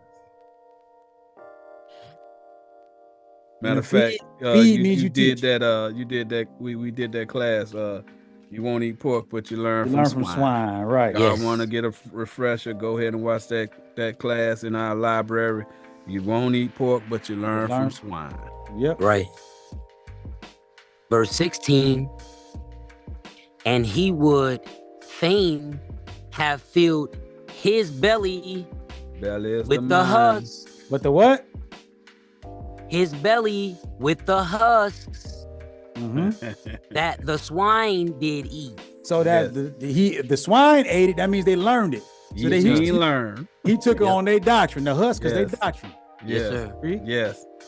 That's And- 1 Corinthians 3:1-2. Eat mean learn. Yes, sir. Right. And no man gave unto him. They ain't want to hear that. Everybody went in. So now read that again. Numbers 6 and 4. All the days of his separation shall he eat nothing that is made of the vine tree. So we told you the vine tree is the prophecy. Stop learning from them prophets. They got the word that's spreading out there. Read. From the carnals. Kernels are seeds. Okay. Right. Kernels are seed. Kernels of corn. You can pull off one of them kernels of corn, dry them out, throw them in the dirt, and a stalk gonna come up. All right. Yep. Seed is the word. Luke 8:11. All Right. right. Go ahead, on. Even to the husks. So now you know the husk is what grow from that kernel. Yeah. So Mhm. now that's the The word. doctrine. That's the doctrine. Yep. The doctrine. That's why I had to Yep. prove it to you. Yep. All right. See how he did that, man. He went through all that trouble just so you guys know what husk means. That's love. That's love, man. All praises. If you love me, teach it with 2 or 3. That's what that means. Right. John 4, Yes, what is sir. it? John 14:15. If you love me, keep my commandments. Teach it with My 2. commandments. That's it. Yes, sir. Yes. Verse 5. All the days of the vow of his separation, there shall no razor come upon his head. All right. Let's deal with the razor. Mm-hmm. Razor. Is it kind of similar to like something that cuts, like a Yeah. sword or Sword. something like that? Something like that. You know what I'm saying? Just trying to make sure. You know? Okay. Just making sure. Yeah. Hey, you're on the right track there, buddy. You're Hey on the man, right you know track. I've been learning for a long time and Yeah, always learning, man. I love the way that you keep bringing these unusual words and we're getting some meaning from them. Thank you, All sir. praises. All praises. All right. I got the. And Elder Cortez gave us Romans. Proverbs 11:22, Matthew 7:6, Mark 5:11 for swine. Mhm. All praise. Elder. Thank you. All right. Let me see. We go start at 1. No, we'll go to 2. Get it right. We go right to it. All right. Psalms chapter 52 and 2. Mm-hmm. Thy tongue deviseth mischiefs like a sharp razor Oops. working deceitfully. So we got the razor. Tongue and razor. Tongue and razor. Interesting. So that's razor. So now let's deal with the Lord's razor. Mm. So there's two different razors. So you got to tell them context what razor the Lord is speaking of. And remember, this is talking about a Nazarite. So it's somebody who is changing one doctrine to another doctrine, according to what you're saying. You purging. This person purging. Isaiah 7 and 20. In the same day shall the Lord shave with a razor that is hired. Oh, so the Lord is cutting off all that doctrine because the hair is the doctrine. He's cutting off whatever's in your mind. He's changing your mind. That's what the razor is, right? Read. Namely, hold on. Genesis 25:25. Esau was a red and hairy garment. We gave him garment earlier, didn't we? Yes, sir. Garment was the word. So hairy garment. So it's letting you know. Hair means doctrine. I have it. I got that. Let me go ahead and finish this out. Okay, go ahead. Okay. I'm gonna get here. I got that. Yeah. Okay. Thank you for reminding me. Yeah. Namely, by them beyond the river. Beyond the river, Jordan. By the king of Assyria, the head and the hair of the feet. Who got hair on their feet? Hey man, if I had it, I wouldn't tell you. I tell you that much.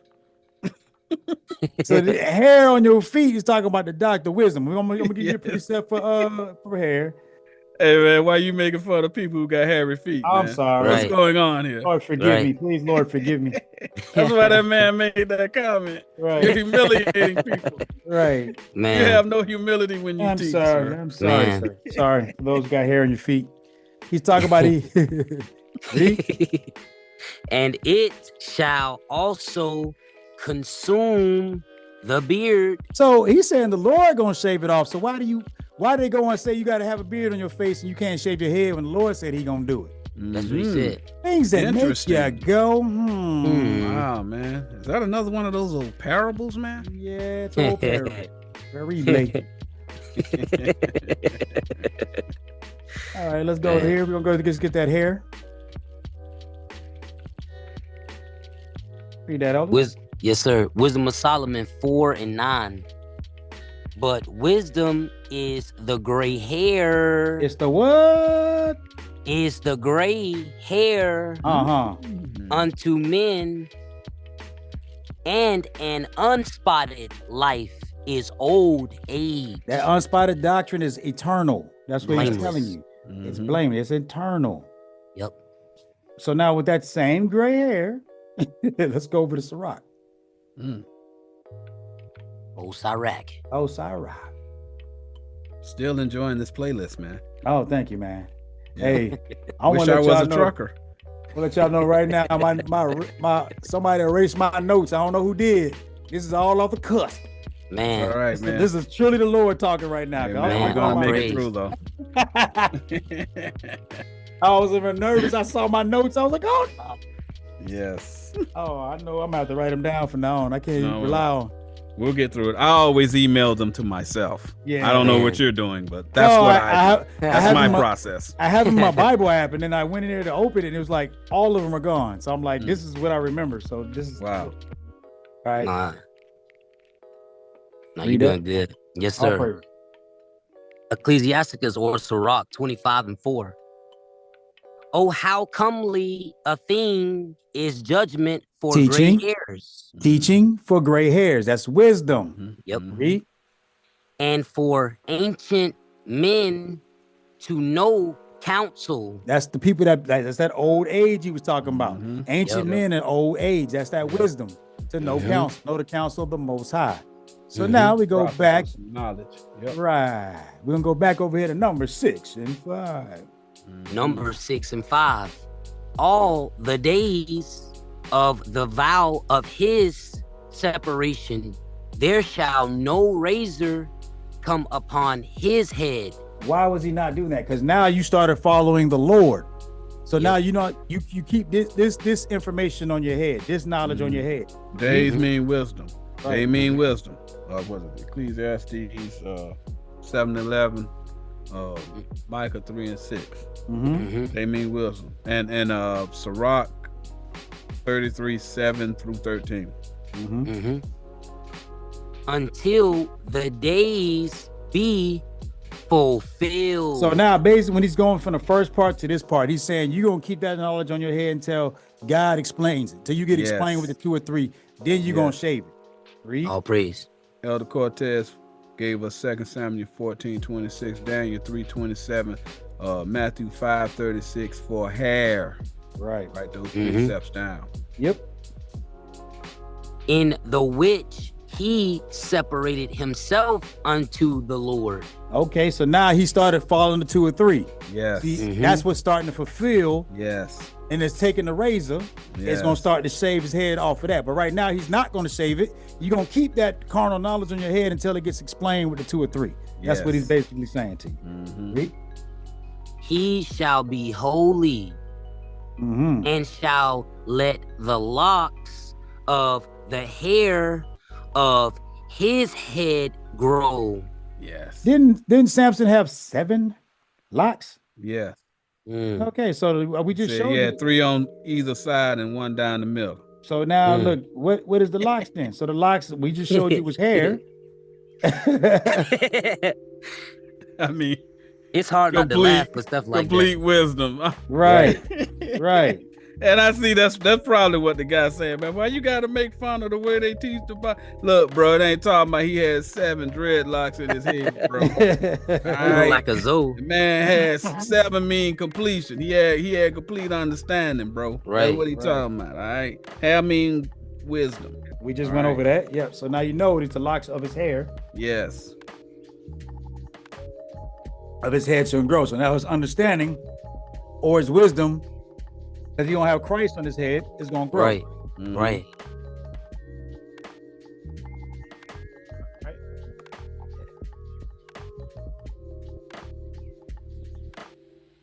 Verse 6, all the days that he separateth himself unto the Lord, he shall come at no dead body. What's a dead body? A church. That's carnal church. So now if he dead body, so he's not gonna take on that information. Nope. Correct. He ain't gonna start believing none of that doctrine. He don't want to even associate himself with any of that carnal foolishness. Right. So we're gonna go to, let me get one real quick and go over to I'm so upset my notes got erased. No. I can't tell you. Yeah, we wouldn't have known if you didn't sell it. Yeah, I'm over there sweating like, oh Lord. Lord, why thou forsaketh me? Oh man. No need to worry, my son. Right. Think not what you're going to say. Yes. Oh man. Romans 8:6. For to be carnally minded is death. Yeah, that's about as explicit as it can get. Yep. It's kind of hard to get around that one. Right. But to be spiritually minded is life and peace. That's the doctrine. The spiritually minded is the doctrine. Yes. And peace. Sure. So let me go to Psalms. Oh. My Lord, why hast thou forsaken me? You're gonna get it off the dome, my son. Yes. It's a good thing you studied. My son. Right. Keep doing what you're doing. Right. That's right. Yes, Father. Yeah. Holy. Yes, sir. Psalms chapter 31 and 12. I am forgotten as a dead man out of mind. Out of his dang on mind. That's right. I am like a broken vessel. You get another one? Yes. So I feel better about myself. Yes. Absolutely. Absolutely.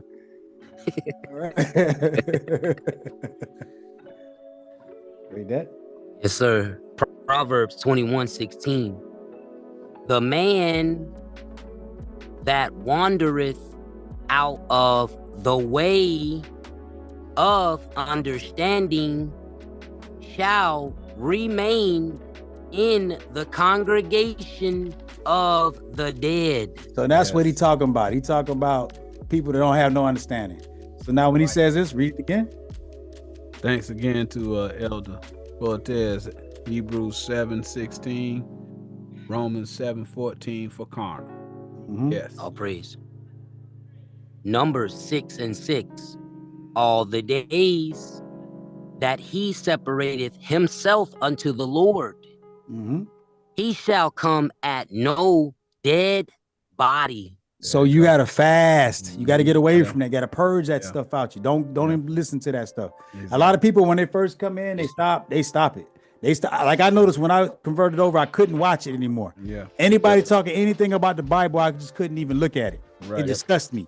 Right. That's when you're a Nazarite. Basically, when you're a Nazarite, is when you first start to convert over. That's that first stage when you starting to convert over. You're about to pass over. But just letting y'all know at the end, the Most High say you got to go on ahead and you got to eat that crab sandwich. So you got to start watching it again, so that you can. He hiring you to explain to the people what it actually means. Okay, so you have to eat the dung of men. Dung is not talking about excrement. It's talking about their doctrine. The Most High, again, he's mocking them by the way he writes this thing. He's laughing at their calamity. All right, we're doing the same thing he's doing. He ain't told. What was it, Ezekiel? He ain't told that man to eat no crap sandwich, man. Come on, y'all. It's ridiculous. It's ridiculous. So you got to understand what the words mean. But dung actually means, it means doctrine. Yes, sir. Right. Verse 7, he shall not make himself unclean for his father. Prophet, one is teaching him. You got to stop listening to that dude. Yep. That's what he tells him. When he say he got to purge it, that means the guy that's teaching you, you got to separate from him. Right. Or for his mother. That's his law. Mm-hmm. All right, let's go. You want to get that? Let me get that. Well, whenever you start talking about his mother, okay, our mother is Jerusalem now. Right. But that wasn't our mother before. Right. All right. Our mother before was the carnal teachings of IUIC, or it was Christianity, or whatever doctrine you was following. That was your mother before. But you got to leave your father and your mother, and you got to latch on to this real thing. It's a parable. It's a metaphor, y'all. Sirach, or Ecclesiasticus 15:1. He that feareth the Lord will do good, and he that hath the knowledge of the law shall obtain her. You're gonna obtain the knowledge of the law. He called knowledge her. Yes. Yep.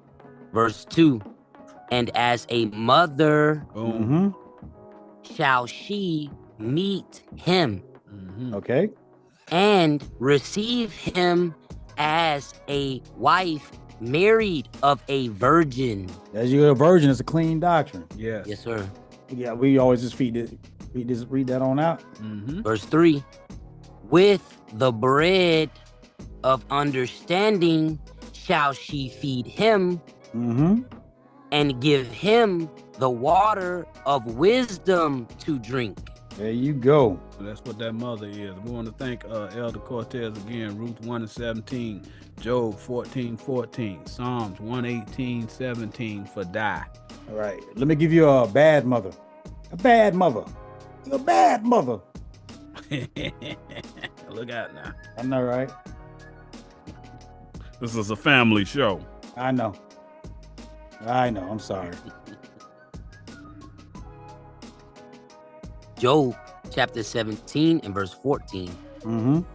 I have said to corruption, thou art my father. To the worm, thou art my mother. That worm carnal digs into the dirt, into the carnal. That's what a worm does. Read. Eat the leaf. And my sister. How could you be your mother and sister? It's talking about wisdom. It's a corrupted wisdom. Right. One more. Go to Proverbs 6:20. That's exactly where I was going. Oh, well, great minds think alike, man. Right. Had my finger on the dial. Seems like we're all going to get something good for Christmas. Yes, indeed. Hold on, you know what? Let me go back one because we read that, but let's know because we gotta get the context. Hey, what are you talking man, about? I'm right here with you, bro. Say it, don't spread. The praises. Oh man. Mess. Proverbs chapter 6 and 19. A false witness that speaketh lies, and he that soweth discord among brethren. Yes, discord is a lie. Yes. Yep. Chords, doctrines. You're right. All right. They disagreeing on doctrines. Y'all see how that works? Right. Real simple. The name is the recipe. It is, but they can't read it. Verse 20.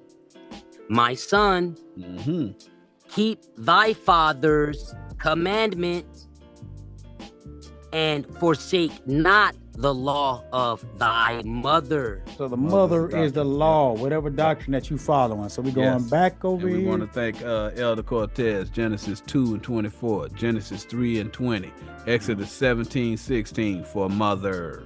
Right. Right, those three steps down. We say sister right here. So let me just get one for sister so we know. So we ain't got it. We can just keep on reading. Is it four, I think? Is that it? Yeah. All right, here we go. Beep. Read that.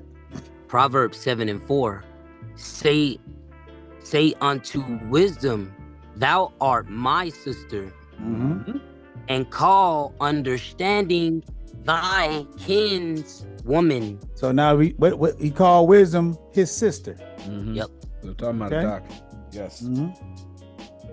Verse 5. That they may keep thee from the strange woman. So a strange woman is strange wisdom. Yes, sir. From the stranger which flattereth with her words. So he trying to flatter you and convert you with the strange doctrine and all pull you us from the kings. Lord. You're right. We all came. We was kings. And we want to thank Elder Sharon because she keeping that chat full of all of these precepts. Right. All praise. Absolutely. Thank you for that, Elder Sharon. Yep. Verse 7. He shall not make himself unclean for his father or for his mother, You know, that's the law, is the wisdom. for his brother, That's his doctrines. or Similar doctrine. for his sister when they die, Convert. because the consecration of his God is upon his head. So that's when it goes to 1 Corinthians 11. Let me go ahead and get that. So now you understand what he's talking about.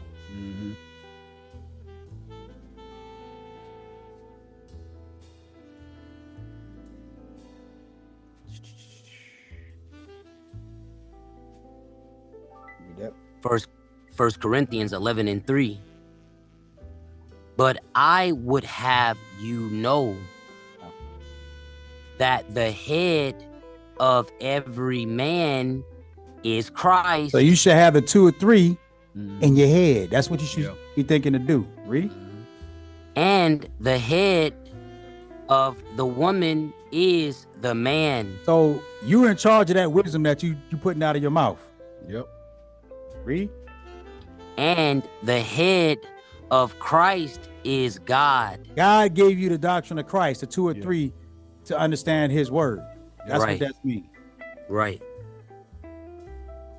So hope you guys are understanding this Nazarite vow so far. Yes, sir. Yes. Number 6 and 8. All the days of his separation, he is holy unto the Lord. What does holy mean? Clown people. Separated. Separated or It's a wisdom. Yep. It's a special kind of wisdom, meaning he got the spiritual wisdom, not just any wisdom. He got wisdom approved of God, which is 2 or 3. Rightly divided. Right. He's separated from the carnal. 100% in belief of the 2 or 3. Yes. Because what's that one that says holy is understanding? I'm what I'm looking for. Yeah. Huh? 1 Corinthians 2:13.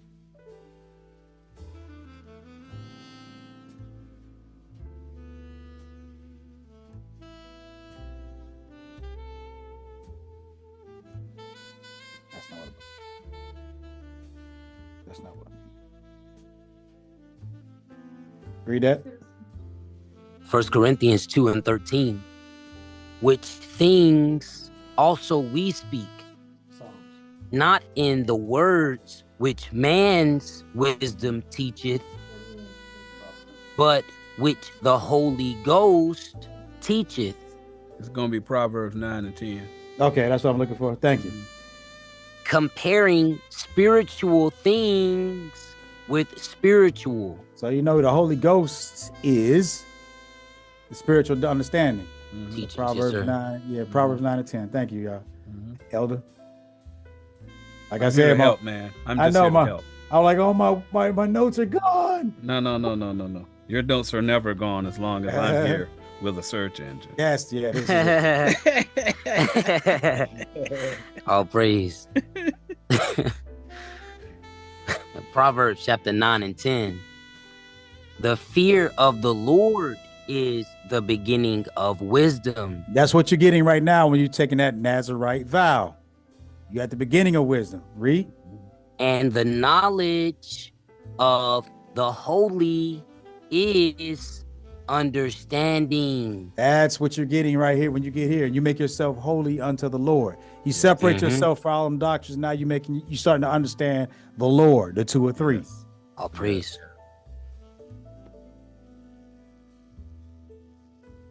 Numbers 6 and 9.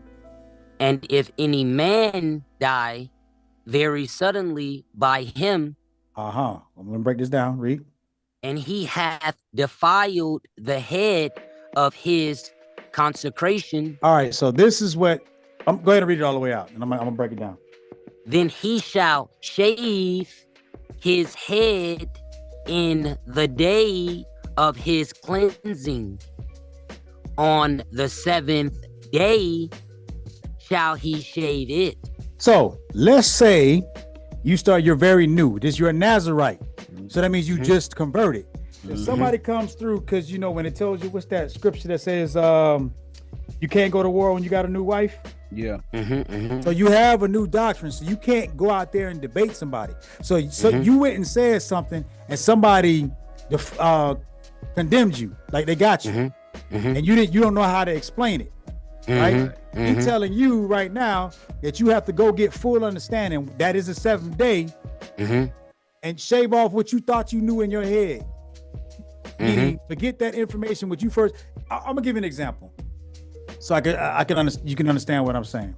All right, I first came out of that Hebrew Israelite cult belief system, right?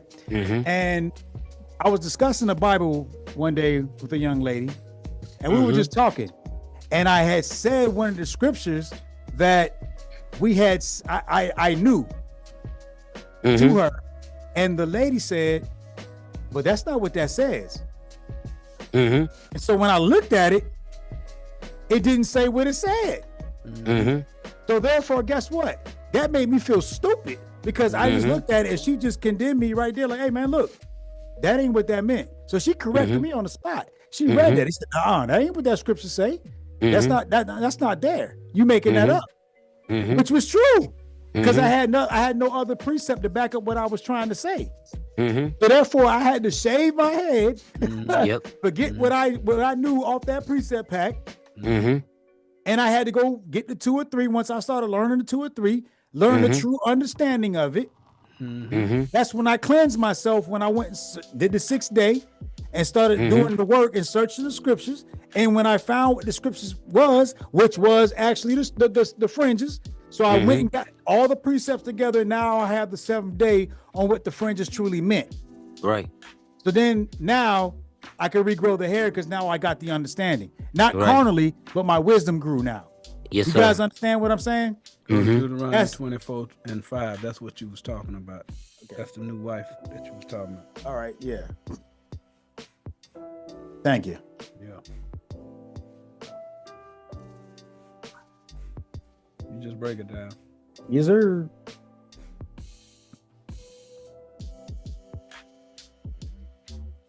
Deuteronomy 24 and 5. When a man hath taken a new wife. So you took on this doctrine. You just learning. You just learning it. Like you might have came across this video today, right? You like, I can see it, but I really don't understand it. It's a new wife to you. He shall not go out to war. You should not be going out there trying to defend it because you don't have the seventh day, full understanding. Right. Read? Neither shall he be charged with any business. Didn't Christ say, I'm about my Father's business? So the business of a prophet is to what? Teach. Yes, so sir. you shouldn't be out there teaching. Read. But he shall be free. Free. To above is free. At home. In your mind. 1 year. Till you get the understanding. Read. And shall cheer up his wife. So now you need to get understanding. Cheer her up is by going and, like I said, going through and discovering the 2 or 3 to find out what that parable means before you teach it. Read. Which he hath taken. All praises. Now we can go back. Praise. Numbers chapter 6 and verse 10. And on the 8th day, he shall bring 2 turtles or 2 young pigeons. So now the 8th day, you're what? Circumcised in your mind. You circumcised your mind. Now you come in with your precepts. But they turtles and they young pigeons. So the 2 turtles is something that you learned when you were carnal. The 2 pigeons is something that's kind of elevated. And you bring it to who? The priest. So now I'll bring it to Stephen or I'll bring it to Jariah. I said, check these precepts out. Read. To the door of the tabernacle of the congregation. Christ is the door. Yep. What's that scripture? He said, I am the door, literally. This is what is it, John 10? Oh, I think it's John 10. He said, I am the door. Reading that. Let's see. Yes, sir. You right. I got it. John 10 and 7. Now forgive me. My No, you good, Elder. This actually is a good class. You never disappoint. I've never seen him disappoint, bro.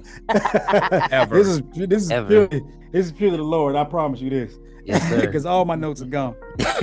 Read. Yes, sir. John 10 and 7. Then said Jesus unto them again, verily, verily, I say unto you, I am the door of the sheep. He's the door. So the door. So we're gonna hear the door one more time. We're gonna stay right there. Read it right down. Boom. Oh, no. We gotta go back. Sorry, Lord. Holy. Read that. Verse 8. All that ever came before me. Before Christ showed up, before the doctrine came back, what was there? Are thieves and robbers. Y'all keep giving them your money and you thinking it's gonna get salvation. They robbing you. They robbing you in spirit and they robbing you of your salvation. Right. And they robbing you of your money. Right. Ain't us saying that. That's in red. Right. That's what Christ's telling you. Anybody that was any doctrine that was being taught, claiming to be mine prior to you learning this 2 or 3, is that hey, they lying to you and they stealing from you. Yes, sir. That's what he's saying. But the sheep did not hear them. They don't want to listen.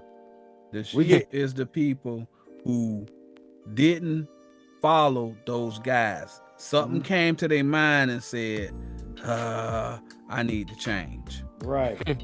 They left the carnal and started following Christ. They walked through the door. Yep. Verse 9. I am the door. By me, if any man enter in. By the 2 or 3, any man enter into this kingdom. Read. He shall be saved. In your mind, you're going to be saved. In your spirit, you're going to be saved because you're going to stop hating your brother. Yep. God can deal with you. Read. And shall go in and out. That's Jacob's ladder, up and down. Yes, You gonna go. You can explain. You can rightfully divide. Right. Read. And find pasture. The good ground. You're gonna get the good ground.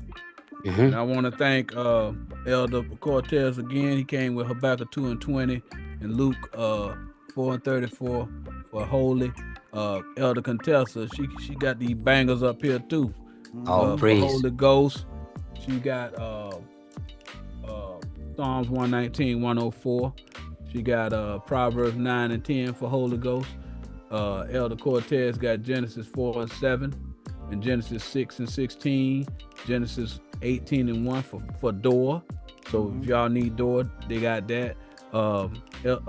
Elder Contessa got sheep as righteous followers, John 10 and 3.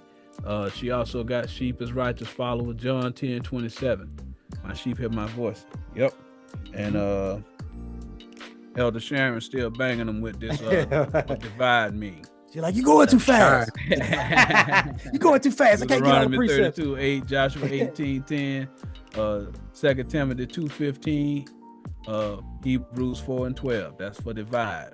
Pastors, pastors and priests are thieves and robbers. It's John 10:6-11, Matthew 21:12-15, Mark 11:14-18. All praises to the Most High. That's right. All praise.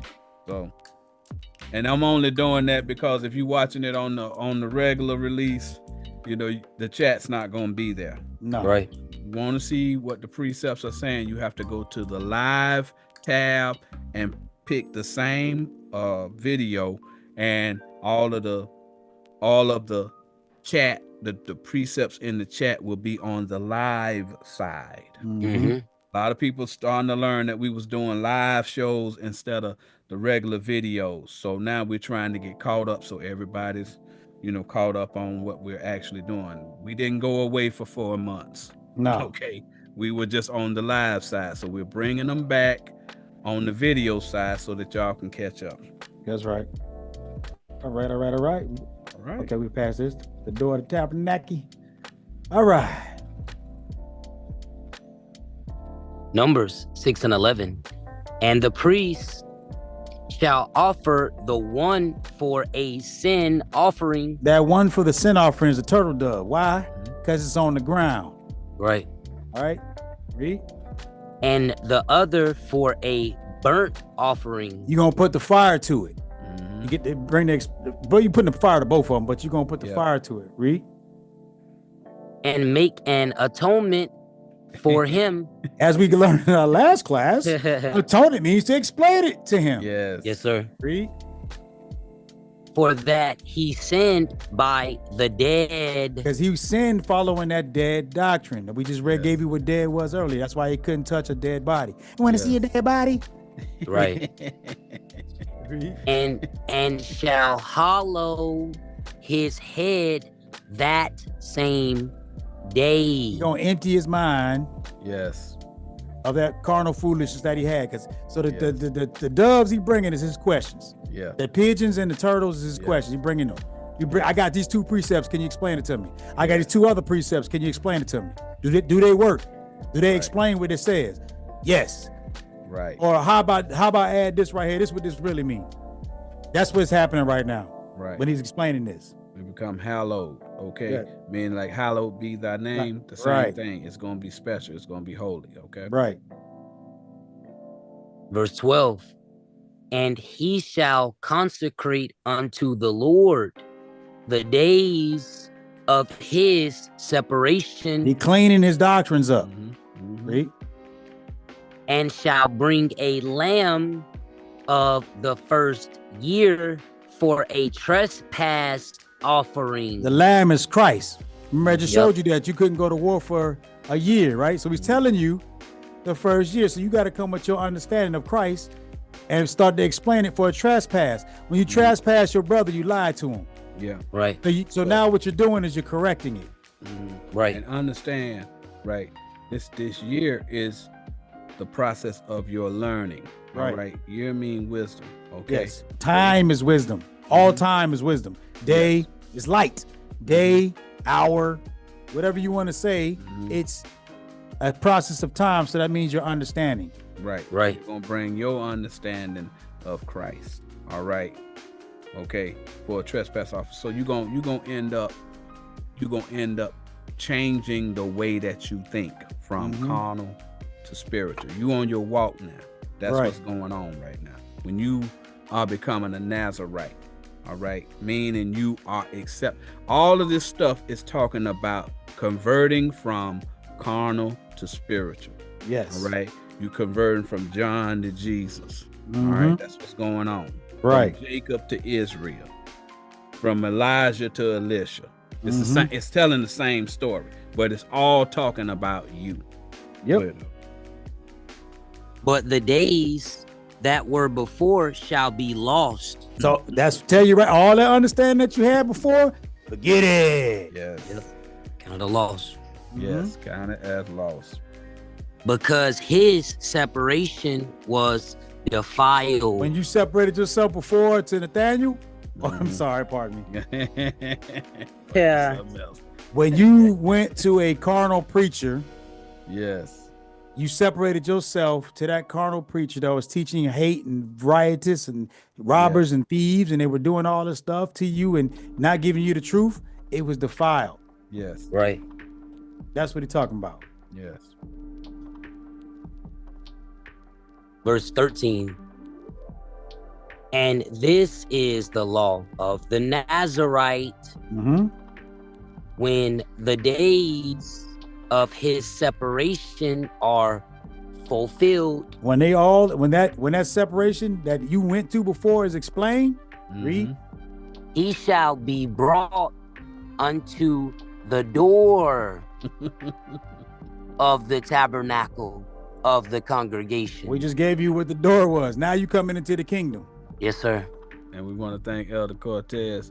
He gave us Leviticus 4:20, Leviticus 4:26, and Leviticus 25:9 for atonement. So I guess you guys kind of go see where we're going with the Nazarite. So let's deal with the move right along. We're gonna go to Judges. We're gonna talk about another one. Samson. Yes. Elder Cortez gave us Psalms 89:47, Ecclesiastes 9 and 12, Amos 5 and 13 for time. That's what time. When it's talking about time, it's talking about wisdom.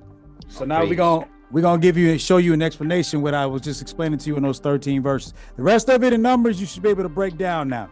Yes. All right. So get 2 or 3 and put the fire to the rest of it. I gave you enough of it so you can go through and figure out the rest of the spiritual yourself, hopefully. And if you don't, write an email. You know what I'm saying? That's what it's there here for. Yes. Read now. Here's the instance. Read. Judges 13:1. And the children of Israel did evil again in the sight of the Lord. So they're going off and they separate themselves into wickedness now, right? They're not using 2 or 3 no more. Right. They did evil. Evil is carnal. All right. And the Lord delivered them into the hand of the Philistines. All them dudes you see on the corner. Yeah. That's them Philistines. Bring it to the day. It's a prophecy. It's a prophecy. You should see it. And it said 40 years. 4 mean convert. So and you converted from the 2 or 3 to that kind of foolishness where they kept telling you was gangs. Right. Verse 2. And there was a certain man of Zorah, of the family of the The Danites. Danites. The Danites. Tribe of Dan. That's the doctrine that they followed. They followed the doctrine of Dan. It's this prophet. Hold that. Yes. Yes. And that's right. Dainty. Yeah, I got where you're going. Yep. Yeah. You got it. Dainty meats. Yep. Yes. You know what it is. Yes. I see what you just did right there. Yeah. Danites. Read that. Yes, sir. Genesis 49:16. Dan shall judge his people as one of the tribes of Israel. But something happened though, playboy. Player. Yes. Verse 17. Dan shall be a serpent by the way. Serpent, viper. Didn't they have a serpent in the beginning? Yep. Dan gonna be a liar. Yep. In the way of Christ, in the way of the God. Read. And adder in the path. Same thing. You sound like Matthew 23. Yes. That biteth the horse heels. They heal the horse. The horse is a dumb prophet. Yep. He ain't gonna be helping. Right. That's his feet. That's his doctrine. Read. Yep. So that his rider shall fall backward. So No precept. Right. There you go. Right. Precept upon precept until they fall backwards. Yep. So now we go back over here. Read. Judges. Yes, sir. Judges 13:2. And there was a certain man of Zorah, of the family of the Danites, whose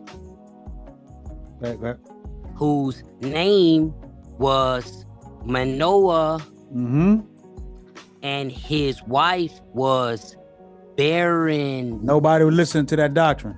Yeah. Read. He ain't created any other doctrine from the doctrine that he already has. Because it was wicked.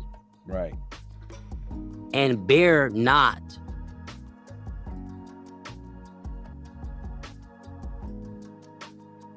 Verse 3.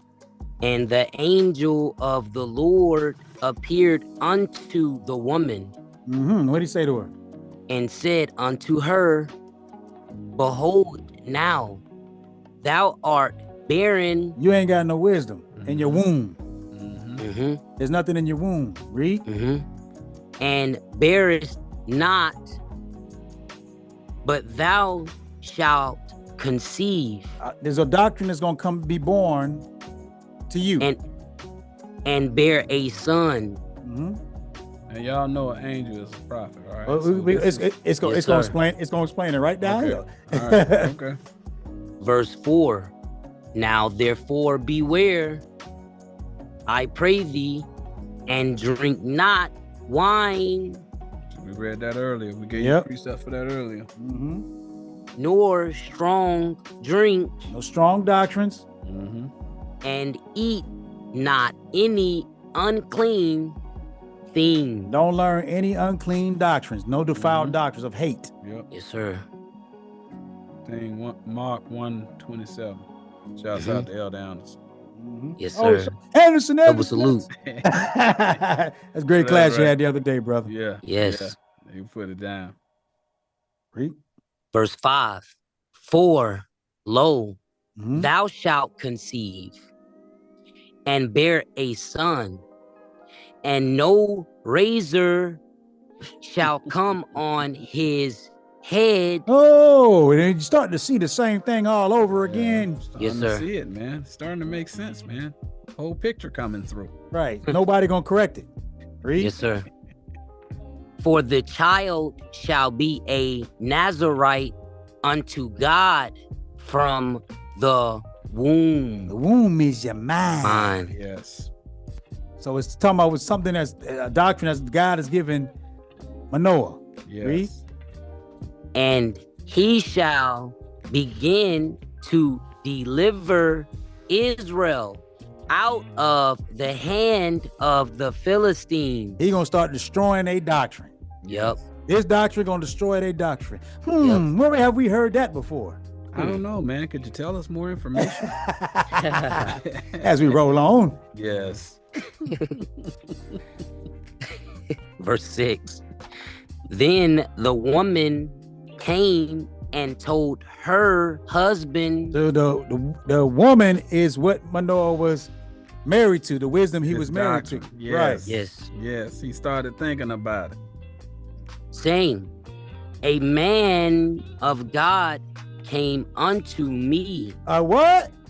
A man of God came unto me. But it said a couple of scriptures it was an angel. You see how it Yes, works? sir. Yes, It's sir. a prophet that came there. Yes. Right? See? And his countenance Face, doctrine. was like the countenance of an angel of God. So it was a man with a man of God, angel of Doctrine. God, same thing.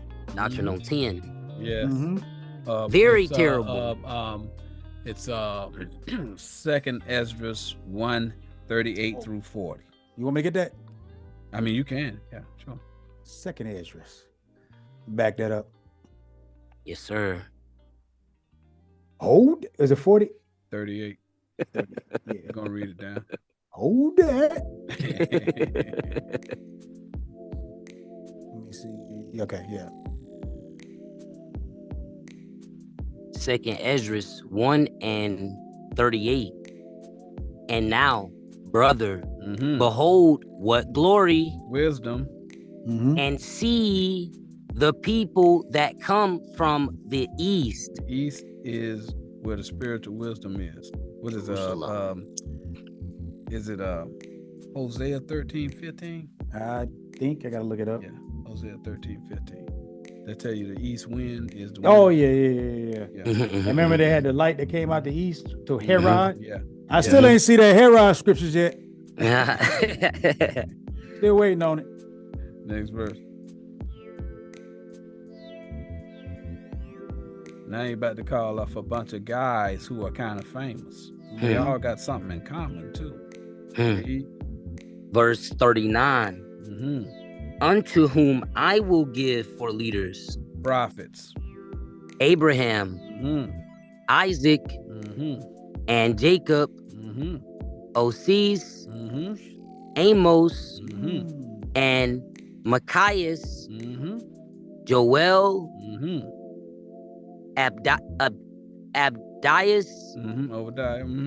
and Jonas. Verse 40, Nahum and Abakit, Sophonias, Aggeus, Zachary, and Malachi. You guys get it. You're right. Which is called also an angel of the Lord. Prophets are angels, guys. Yes, sir. Yes, it is. Okay. All right, so now we're back here. He said, got the countless angel of God. Very, very terrible is where we're at. Yes, sir. Very terrible. But I asked him not whence he was. Neither told he me his name. He didn't give him what the doctrine was. The full doctrine. You're right. Verse 7. But he said unto me, behold, thou shalt conceive and bear a son. You're going to create a doctrine. And now drink no wine, nor strong drink, neither eat any unclean thing. You keep repeating that. He keeps repeating that. Yes. Don't so learn that. He's telling that prophet so that when he come up with that doctrine, the doctrine has gone through the ritual of a Nazarite. That's what he's saying. Okay. For the child shall be a Nazarite to God from the womb The mind to the day to the explanation of his death. Till he convert. Yes, the old man. Verse 8. Then Manoah entreated the Lord. Started believing that, learning that 2 or 3. Yep. And said, O my Lord, let the man of God, which thou didst send, come again unto us. But why? Why he need him? Teach us. So he can what? And teach us. Nah, rule over your house. No, And stop us. now. Nice try. Right. Tell me what to do with your wife. That's right. And teach us I don't Right. think so. what we shall do unto the child that shall be born. So he tell him, I need to take my 2 turtles and my 2 Mhm. young pigeons. I need over to to consult with that that prophet. Mhm. I need to consult with him. Right. That's right. With the 2 or I 3. got questions to ask. Ah. Right. Y'all see the whole thing changed whenever you know what the words mean. Right. Yes, Funny sir. how that happens. Right. Verse 9. And God hearkened unto the voice of Manoah, and the angel of God came again unto the woman. So he's starting to get his questions answered. Now he went back to the prophet again. Yeah. As she sat in the field. But Manoah, her husband, was not with her. Because he couldn't understand. Right. He couldn't get the full understanding yet. Verse 10. And the woman made haste and ran and shewed her husband. And they call that a eureka moment. Yeah, Okay. Yeah. Aha. Aha. Yeah. That's what happened. And said unto him, Behold, the man hath appeared unto me. By that George, came. I think I've got it. Right. Yes. That came unto me the other day. When I brought that other understanding out, he went and explained it. Yeah. Yes. I got more understanding now. I know what he's saying. Elder Cortez just dropped 1 Kings 1:6, 1 Kings 5:15, 1 Peter 2:24 for bear. All praise. Verse 11. And Manoah arose. It went up. He got this. He got the spiritual understanding. The spiritual understanding. Yep. And went after his wife. He started studying. Yes, sir. And came to the man and said unto him, Art thou the man that spaketh unto the woman? Are you the one that gave me this understanding? And he said, I am. That's God, baby. Yeah. Yes. That's right. It was God. Yes. Right. Verse 12.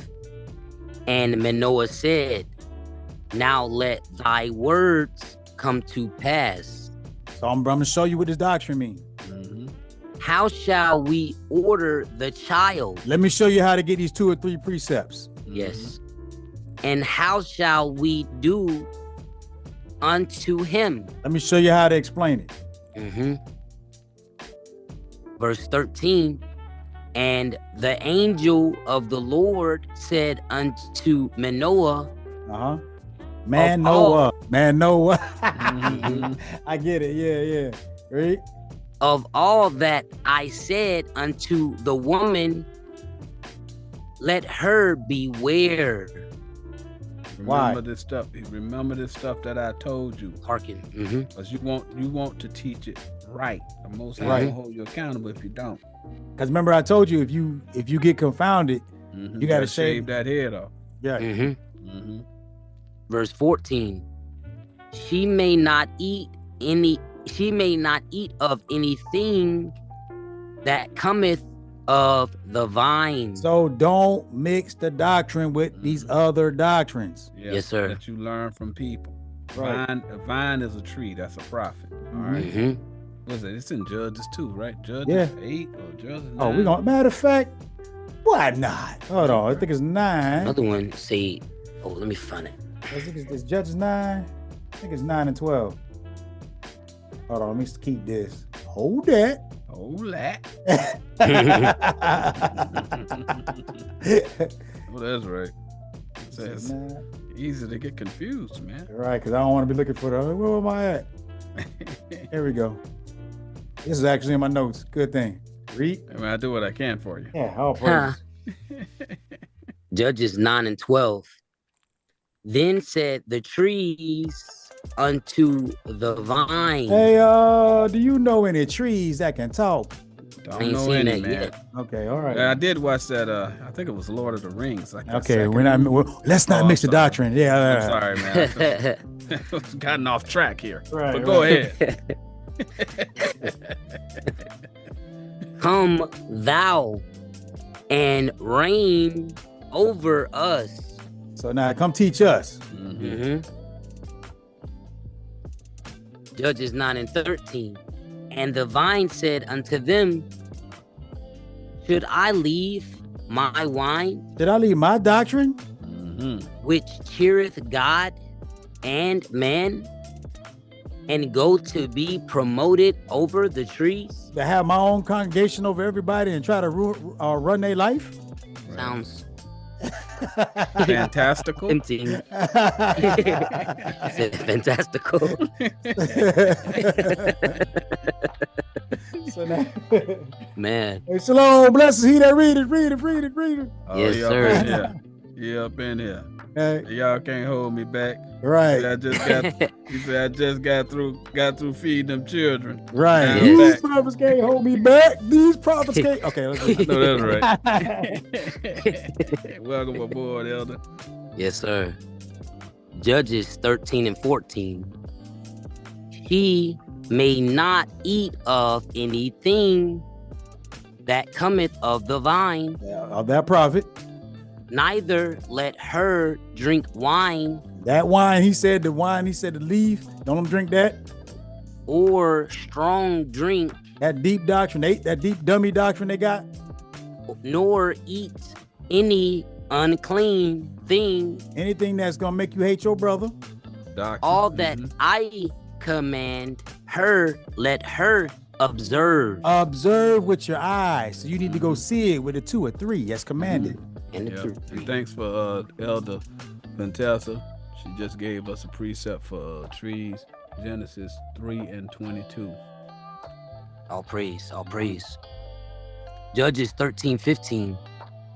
And Manoah said unto the angel of the Lord, I pray thee, let us detain thee until we shall have made ready a kid for thee. So now we're gonna stop right here. So he said, "Let detain thee. Let us just sit here and pick your brain until you can help us explain this doctrine." That's what we said. So now All praise. we're gonna deal with the Nazarene and we're gonna close it out. All right, we're gonna go on over to And Elder Cortez got Hosea 14 and 6, Genesis 3 and 2, Isaiah 61 3 for trees. All praise. to the Most High. okay, where we at?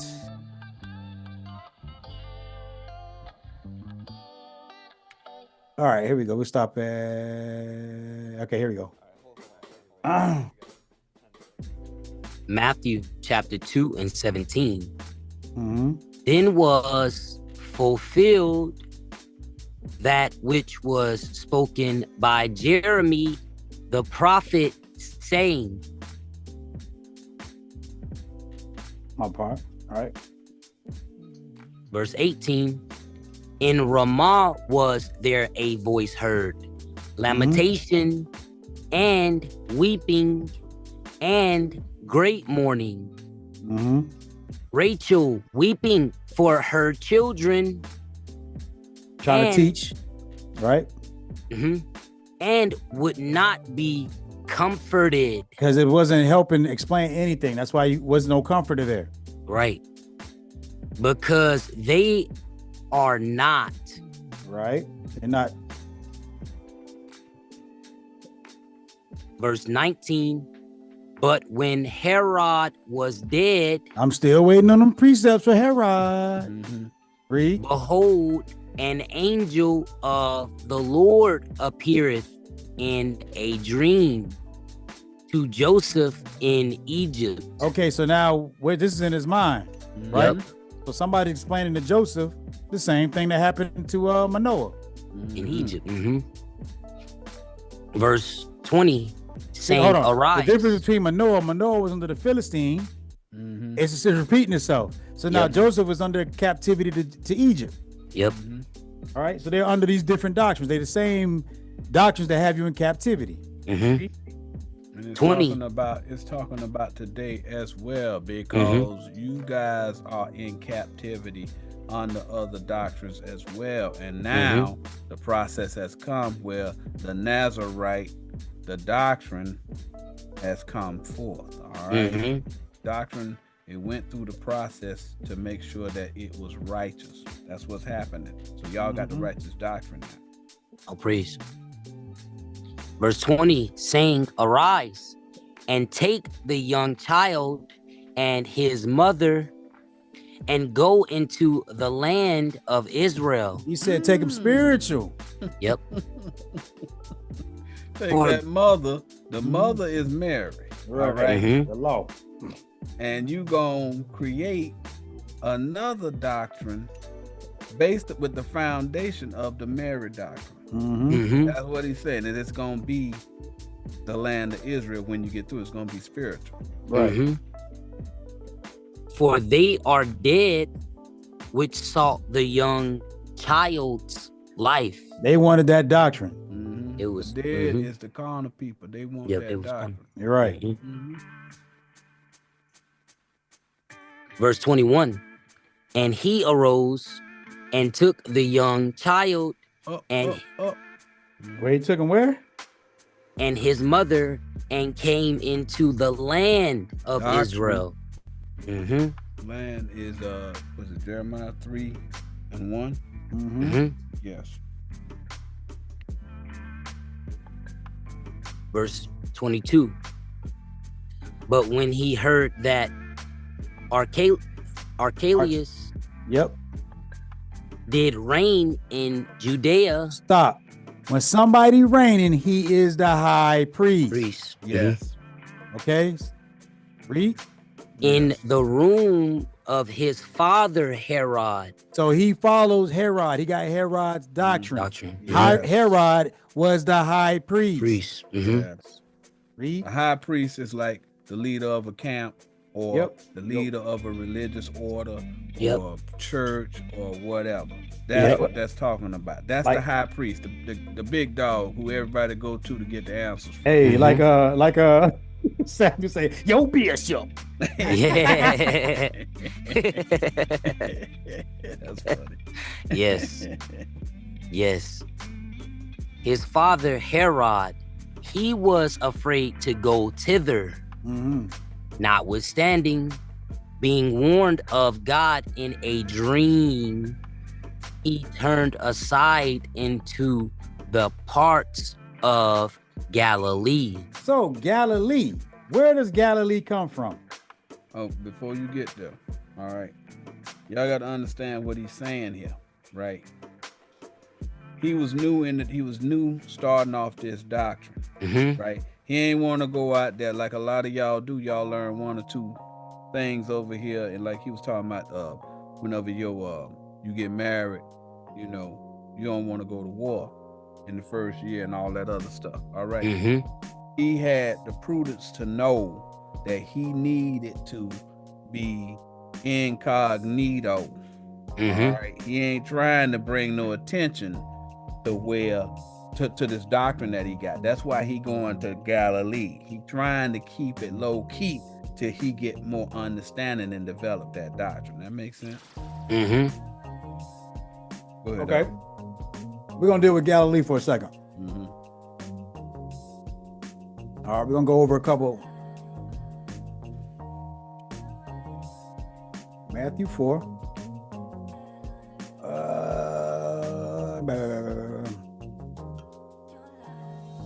All right.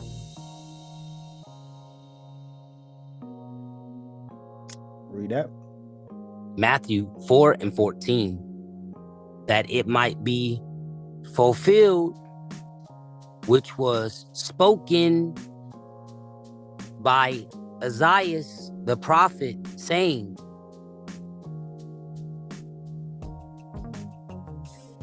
the land of Zebulun and the land of Nephthalim by the way of the sea beyond Jordan, Galilee of the Gentiles. That's one. Let me explain to you why I went here. There's a reason why I talked to you about Nephthalim, right? What is Galilee in? All right, you gotta understand what the doctrine of Galilee is. Okay, we're gonna go to Joshua 21:32.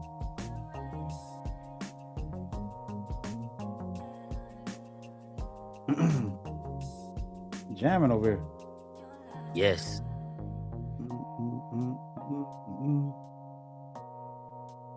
That smooth sounds you can ride in your truck with. Yes. Joshua chapter 21 and 32. And out of the tribe of Naphtali, Kadesh in Galilee. So now we're seeing that Galilee is in Naphtali. All right. Now, what did God say about Naphtali?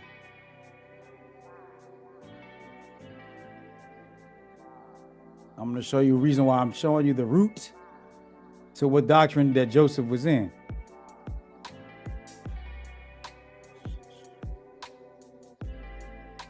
Where we at? There we go.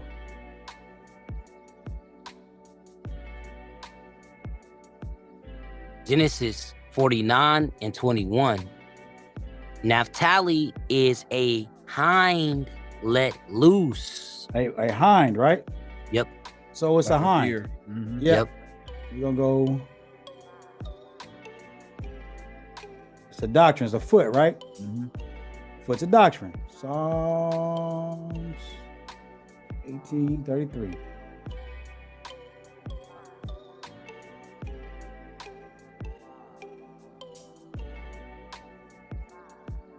Oh, go back one so y'all get the full understanding. I did have this. Psalms 18 and 32.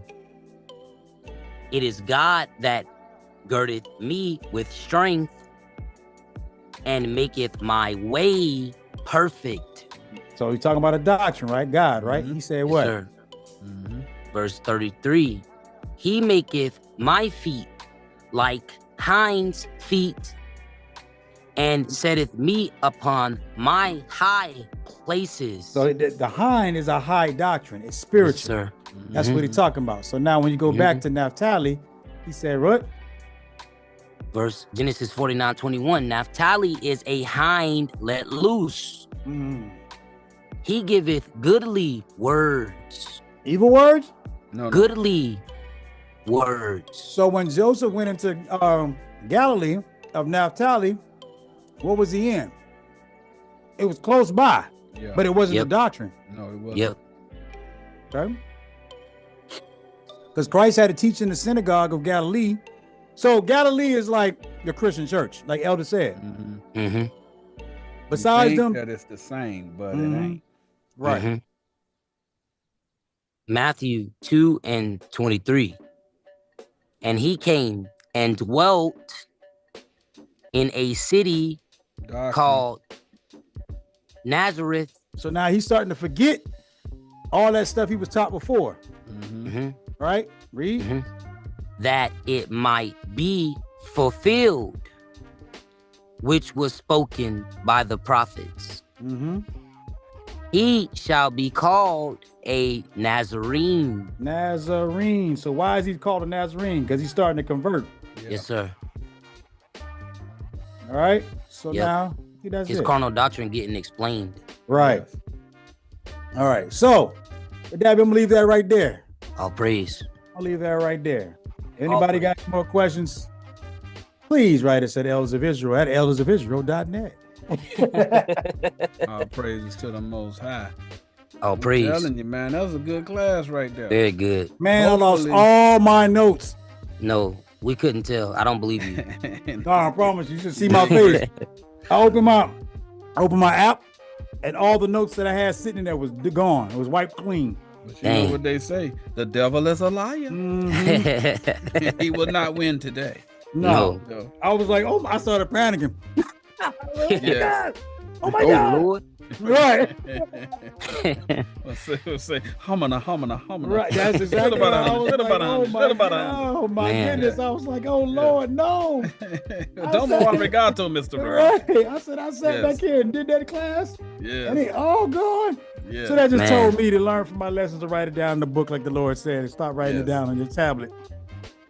Man. But at the very least, now that y'all know about the Nazarene, y'all know it ain't talking about nobody hair and all that other stuff. Right. Not the physical hair. Hair mean doctrine. Right. So, it's always good, man, whenever, you get just a little bit more understanding. That's why, we like coming in here doing this, man, and it's always good because, he brought a lot of stuff that I didn't know, and I feel like, I got a better, more well-rounded understanding of Me the too. Nazarene process, because that's what all of y'all going through. Y'all all are Nazarenes. All right, y'all went through the process, and you started off, learning. Somebody said something. It was like you said, it wasn't, you used to the old wine, so immediately you ain't gonna believe it. But then over time, you started getting a little bit more, and then you had to go through the process of shaving your hair, because you had to purge yourself of all of that stuff that you had already learned in order to get past it, to learn the new stuff. You had to fast, you had to purge, so that you can start getting the pure understanding of what the Most High wants y'all to know. All of y'all who are going through that process, y'all becoming Nazarenes, okay? Y'all are Nazarites, okay? That's what that's talking about. It's a prophecy of you all. All right? So I really appreciate you bringing that to us, Elder. Yes, sir. And we're just going to continue to do what we do, man. And, if you have, again, this is my man, Elder Rasta Tafari. This is for you, brother. It's for you. This is one of the tithes he want to put out there. Everybody can do their tithes. Everybody can determine what a class gonna be. Y'all know how we are. We don't back down from nothing. If it's something that you bring forth, we're gonna go and we're gonna put a class together, and we're gonna try to give as much wisdom as we can, so that you can see what it's actually talking about. Even some of the stuff that he was bringing out about, Samson, and some of the other instances with Joseph. All of that stuff starts meaning something different whenever we start putting 2 or 3 on it. So we want to thank all those elders who was putting their precepts in the chat, coming in now with them 2 or 3, bringing that sword up in there, so that these people know, no, we ain't making it up. We actually going through a process so we can get proper understanding. I want to thank y'all from the bottom of my heart. Y'all people, some great people, man, and I'm honored to know a lot of y'all. We don't know y'all personally, but we know that the Spirit of God rests in all of you. All right. So if nobody has anything else, man, it's gonna be whoa. Well, the blessed he that readeth say, can we get a breakdown of Leviathan? Coming right up, sir.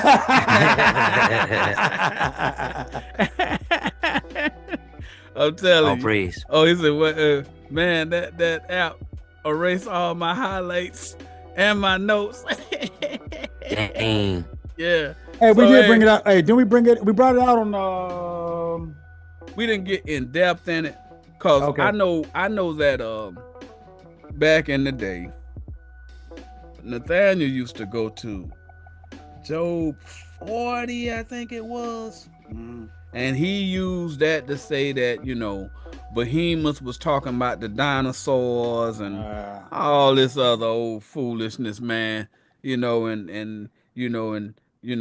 guess, Leviathan is a plesiosaur or something like that. I don't know, man. A Liosaurus. Right. Right. So, and thanks, Elder Cortez. He said that's a good class. Praises. Hey, that was all of the Lord. I promise y'all this. And like Blessed See the Reader said, that I used that KJV app. I sat there all week with them. I had it down. I was like, I'm gonna kill him on Sunday. Yeah. Man. Yes. It was nothing. I was like, oh no. Yeah, man. That's all right. But it was still a good class. But I know that that's where he used to go to try and tell you that dinosaurs was in the Bible or something like that. Listen, bro, that's not sufficient. But nonetheless, it means something else. And so we're going to have to get a class together on this Leviathan to make sure that you guys understand what it's actually talking about. some of y'all already know, but I'm not gonna, give any of it away. But we're gonna go ahead and we're gonna break down this Leviathan thing, make sure you come with y'all's precepts. Oh, I'm still waiting on the precept that said Pontius Pilate and Herod was white people. Right. I'm gonna wait on it. I'm gonna wait. For those who see it, I'm gonna wait. I'm gonna see, cause maybe I ain't see it. And, hey, no history books. We're not making the Bible. I need my goodness. 2 or 3 out the Bible. Bro, Elder Cortez says, I've been watching you guys for a while now, since Purple Thorns and Stargazers was 3 months old. Oh, man, he been with us for a minute. All praise. All praises to the Most High, Elder Cortez. Oh, you obviously are an elder. Right. You know what's going on. You know what time it is. Thanks for joining us on the journey, man. You know what I'm saying? We finally get, come together at the end here, man, but it's always good to see. It's a lot of people who've been watching us for a while, and that don't make us better than nobody. I'm still an old country boy. Yep. You know what I'm saying? So, I'm not better than you. I'm not smarter than you. Everybody has the capacity to learn. You know what I'm saying? And, we're not lords over the people, and we ain't gonna let nobody be lords over us either. So, that's what it's all about, man. We love you guys, man, and the way that y'all participate, and again, it's these elders are sacrificing their time. All right, that's why we make sure we give them credit. You know what I'm saying? We have to call out the precepts that they bringing. One, because now we got the video thing set up and the people can't see the chat, but also to let you know, we ain't the only ones got no precepts. This thing here, we got elders up in here with knowledge. These people know what they talking about, and whenever the time comes, it might be a situation where I don't have a precept for this, but being that we brothers and you love me, I love you. Hey man, let me give you this precept to go on ahead and help you teach these people, because that's what our job is. Loving your brother ain't about you giving them a sandwich. That ain't what it's talking about. All right. Can't borrow a cup of brown sugar. Bro, all that brown sugar ain't gonna get you up in there, bro.